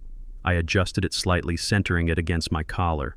It was a small motion, a mundane motion. The motion of a man getting ready to go to work. The motion of a man moving on. I dropped my hands to my sides. I looked her in the eye one last time, and then I turned my back. I heard her scream then. It wasn't a word. It was a raw animal sound of despair. It was the sound of a soul realizing it has been abandoned. "Dad," she screamed, her voice tearing. "Dad, look at me. Dad, please." I heard the scuffle of feet as the marshals dragged her toward the side door. I heard the clinking of the chains. I heard the heavy steel door open and slam shut, cutting off her voice as if someone had pulled a plug. Silence rushed back into the courtroom. Sterling was standing next to me. He didn't say anything. He just handed me my hat. I took it and placed it on my head. "Let us go, Alex," I said. "The air in here is stale." We walked out of the courthouse. We walked down the marble steps into the bright, blinding afternoon sun. The city was alive. Cars honked. People shouted. The world was spinning, turning indifferent to the tragedy that had just played out inside. But the punishment did not end with the prison sentence. The prison sentence was just the beginning. As we walked toward the car, my phone buzzed. It was a notification from Marcus. He had been handling the civil side of things, the asset forfeiture and the restitution. I opened the email. It was a spreadsheet. A ledger of destruction. Tiffany owed money. She owed the loan sharks. She owed the credit card companies. She owed the court for the legal fees. And because of the federal conviction under the Economic Espionage Act, the government had invoked the forfeiture clause. Everything she owned was gone.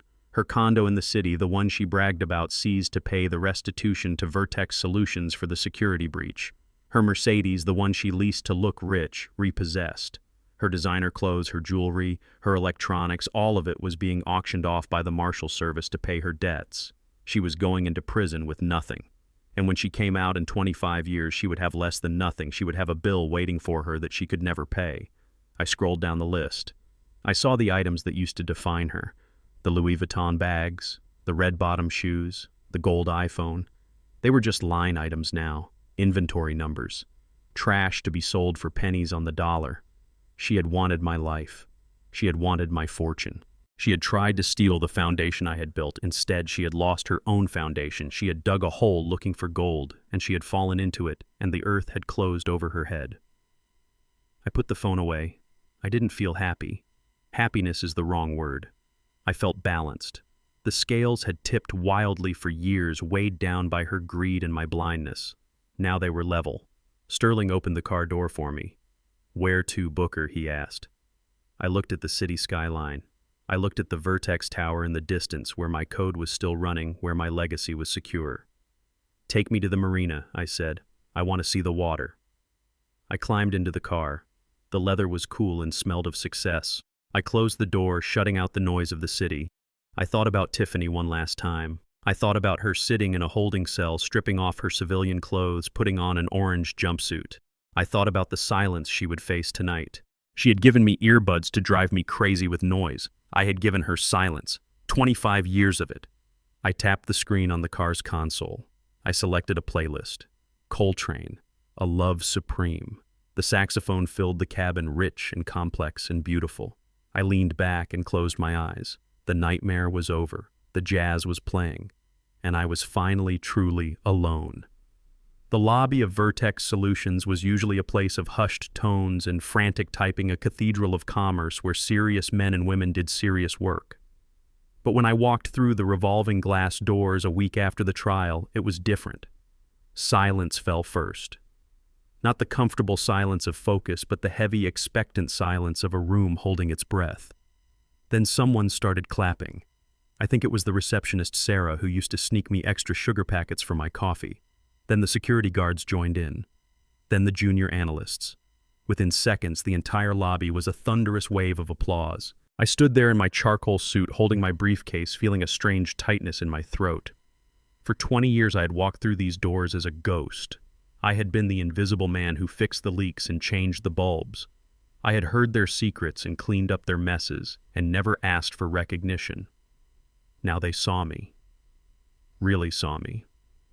Not just as the founder or the millionaire, but as the man who had walked through fire and come out the other side without a scorch mark on his soul.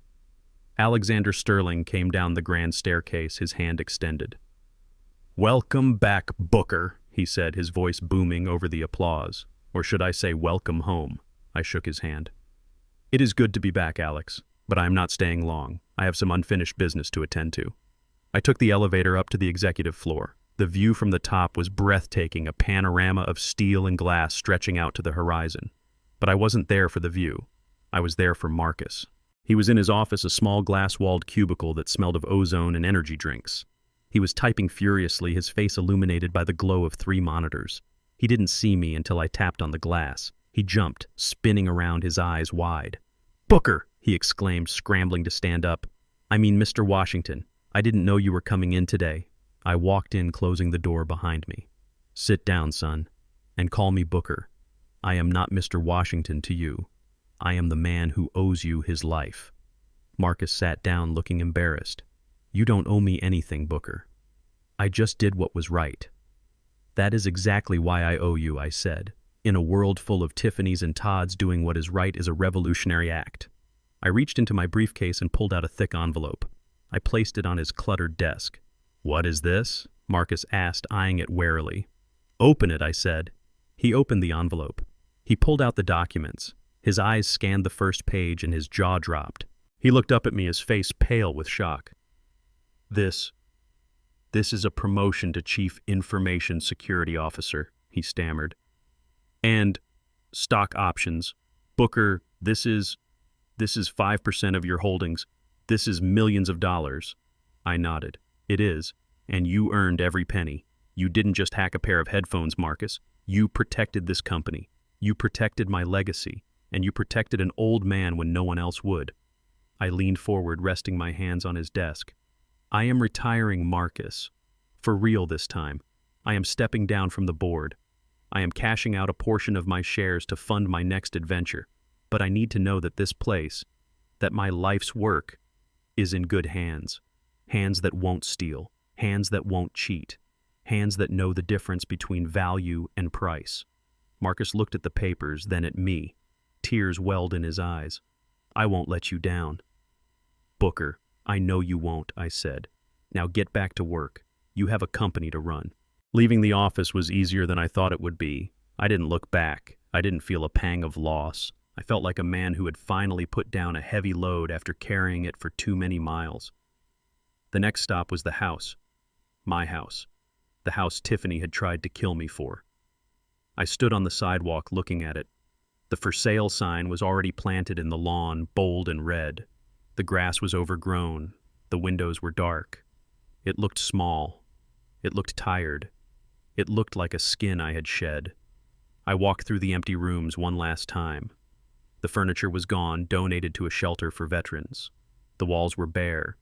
The tea stain on the rug was gone, cleaned by professionals. But the memories were still there. The ghosts of the past, the echoes of Tiffany's laughter when she was a child, the whisper of her voice saying, Die, old man."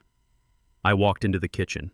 I stood in the spot where I had signed the power of attorney with a traitor's name. I felt nothing. No anger. No sadness. Just a profound sense of finality. I took the keys out of my pocket. I placed them on the counter. I walked out the front door and closed it behind me. I locked it. I didn't look back. I got into my car and drove away, leaving the ghosts to haunt someone else. 3 weeks later, I stood on the teak deck of the Liberty. She was a 60-foot catamaran, sleek and white, beautiful as a dream. She was docked in a marina in Miami, the water lapping gently against her hull. The sun was setting, painting the sky in shades of purple and gold. I was wearing a linen shirt and comfortable shorts. No cardigan, no work boots. I held a glass of aged scotch in my hand, the ice clinking softly. The crew was busy prepping for departure. We were heading south, to the Caribbean, then through the canal, then the Pacific. I didn't have a schedule, I didn't have a deadline, I had the rest of my life. I reached into my pocket and pulled out a small black case. Not the cheap plastic one Tiffany had sent me. This was leather hand-stitched Italian. I opened it and took out a pair of high-fidelity wireless earbuds. The best money could buy. I put them in my ears. The fit was perfect. I tapped the screen of my phone. I scrolled past the news apps, past the stock market trackers, past the email inbox that I no longer checked. I found my music library. I pressed play. The opening notes of "So What" by Miles Davis drifted into my ears. The bass line was deep and resonant, vibrating in my chest. The trumpet cut through the humid air, sharp and clear. I walked to the railing and looked out at the ocean. It was vast and dark and endless. It was indifferent to human folly. It didn't care about money or betrayal or prison sentences. It just was. I took a sip of scotch. The burn was pleasant. I thought about Tiffany sitting in her cell right now. I wondered if she was looking at a wall. I wondered if she was thinking about the Porsche she never bought. I wondered if she finally understood that the hole she dug was never about the treasure. I closed my eyes and let the music wash over me. I let the salt air fill my lungs. For 75 years, I had been running. Running from poverty. Running from prejudice. Running from the expectations of others. I had built a fortress to keep the world out, but I had trapped myself inside. Now the walls were down. The fortress was sold. The enemy was defeated. I was not Booker the janitor. I was not Booker the victim. I was Booker T. Washington, sailor, explorer, free man. The engines of the Liberty roared to life, a low, powerful rumble that vibrated through the deck plates. The lines were cast off. The gap between the boat and the dock widened. I watched the land recede. I watched the city lights twinkle and fade. I watched the last tether to my old life snap and fall into the water. I turned my face to the wind. I smiled. Blood makes you related, but loyalty makes you family. I spent a lifetime building a shelter for those I loved, only to realize I was housing termites eating away at my foundation. Generosity without boundaries is merely self-destruction in disguise. When the people you feed start looking at you like you are the meal, it is time to close the kitchen. I learned that dignity is not given, it is defended. Sometimes the greatest act of self-love is cutting the cord and letting the parasites fall. I did not lose a daughter. I lost a burden and gained my life back. Blood makes you related, but loyalty makes you family. I spent a lifetime building a shelter for those I loved, only to realize I was housing termites eating away at my foundation. Generosity without boundaries is merely self-destruction in disguise. When the people you feed start looking at you like you are the meal, it is time to close the kitchen. I learned that dignity is not given, it is defended. Sometimes the greatest act of self-love is cutting the cord and letting the parasites fall. I did not lose a daughter. I lost a burden and gained my life back. If you enjoyed this story of justice, hit that like button and subscribe for more tales of revenge and redemption.